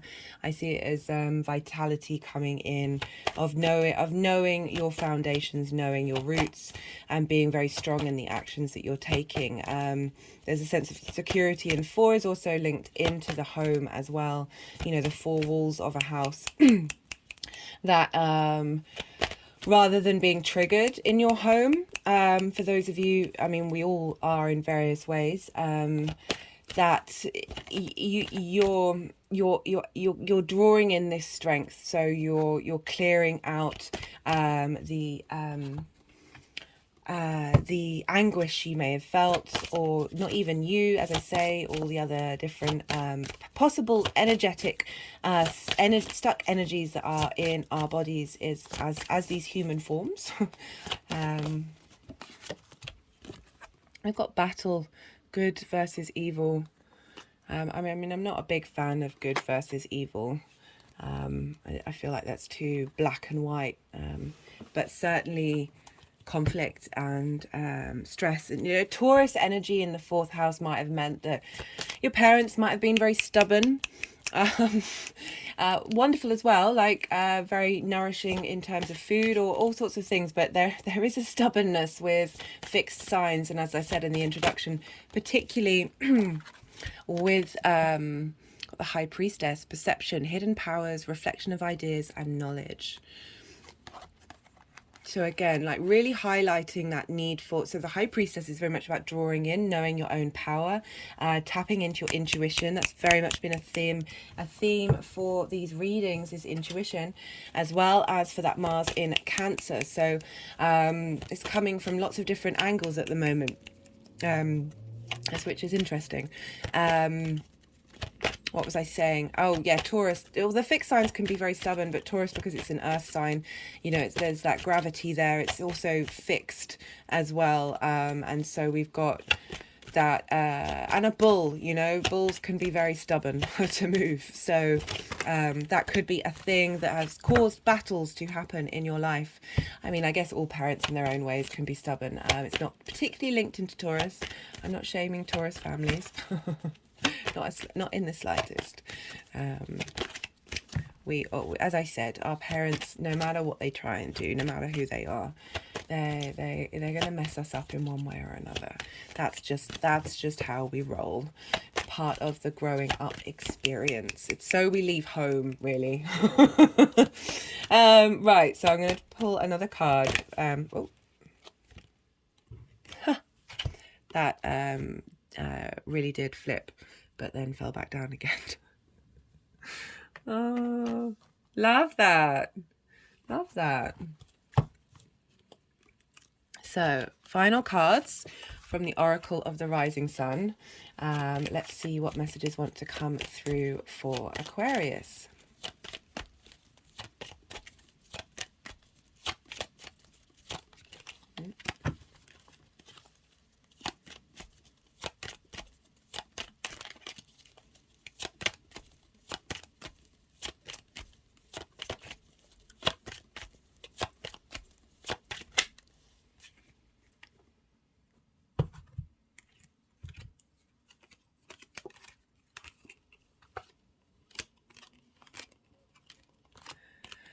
So we've got a lot of cards here. We've got rebellion, we've got defense, we've got assertion, authority, bluff. Often our parents are bluffing.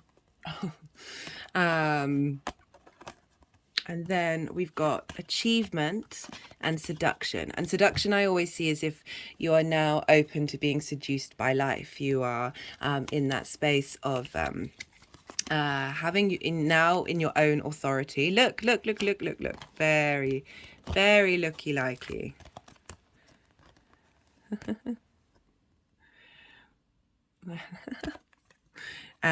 In your own authority. It's an achievement for us all to get there. We're all striving for that. That it sort of opens you up. You're not triggered in the same way anymore. Like, even if these things still happen, that's why I say, like, it doesn't mean that everything might be okay. I mean, everything might be magically wonderful. I'm not denying that opportunity, but I want to make it clear it's about how we deal with things. Right, Aquarius, I'm going to leave it at that. That was a very clear and lovely message that came through, and I really hope you enjoyed the reading. I'm grateful, and it's a great honor for you to share your time with me and the energy transfer. I do appreciate it very much. Be well out there, Aquarius, until we meet again.